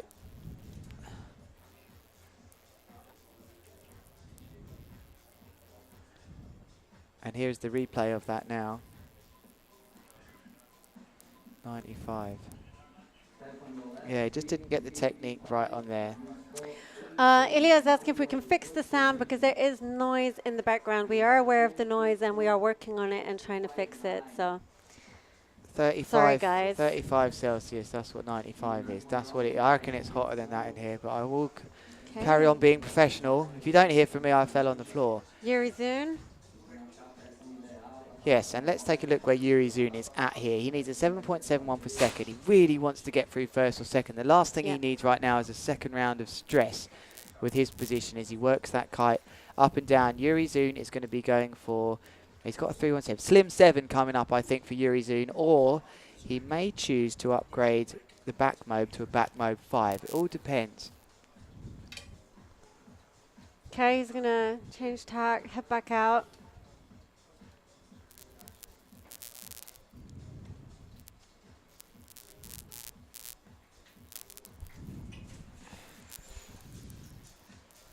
Some tension here then in Heat 3 of round number 1 of the World Kiteboarding League here in Cumbuco. Yuri Zun needing a good result here. Uses one of the waves. Wow, this could be sweet. Oh, that's nice. For me, that's okay. Do you think is that he had losing tension. all power on the No, landing? he never sank. The knees never went below the waterline. Okay. For me, this was superb. Yuri Zun is choosing to use the wave for getting extra. Look at that extra takeoff pop. It makes it harder to throw this move. He sticks it. He stuck it. He sort of spins round at the end. It's going to be for the judges to decide here. For me, that was still a big move, the way he completed the move. His knees never dropped between the water. So just to let you guys know at home, we do have to cut our live feed for 5 minutes. We have to refresh your browser and tune back in, and we are sorry about that, but we do have time limits for running the Facebook feed. So just cut the stream for 1 moment, refresh your browsers, and we'll be back in 5 minutes. Thank you.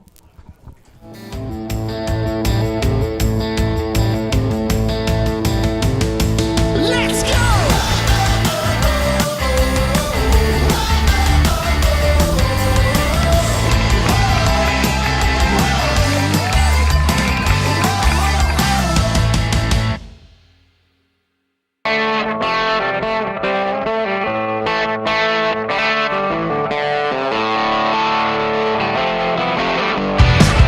Hot blood love is gonna get you.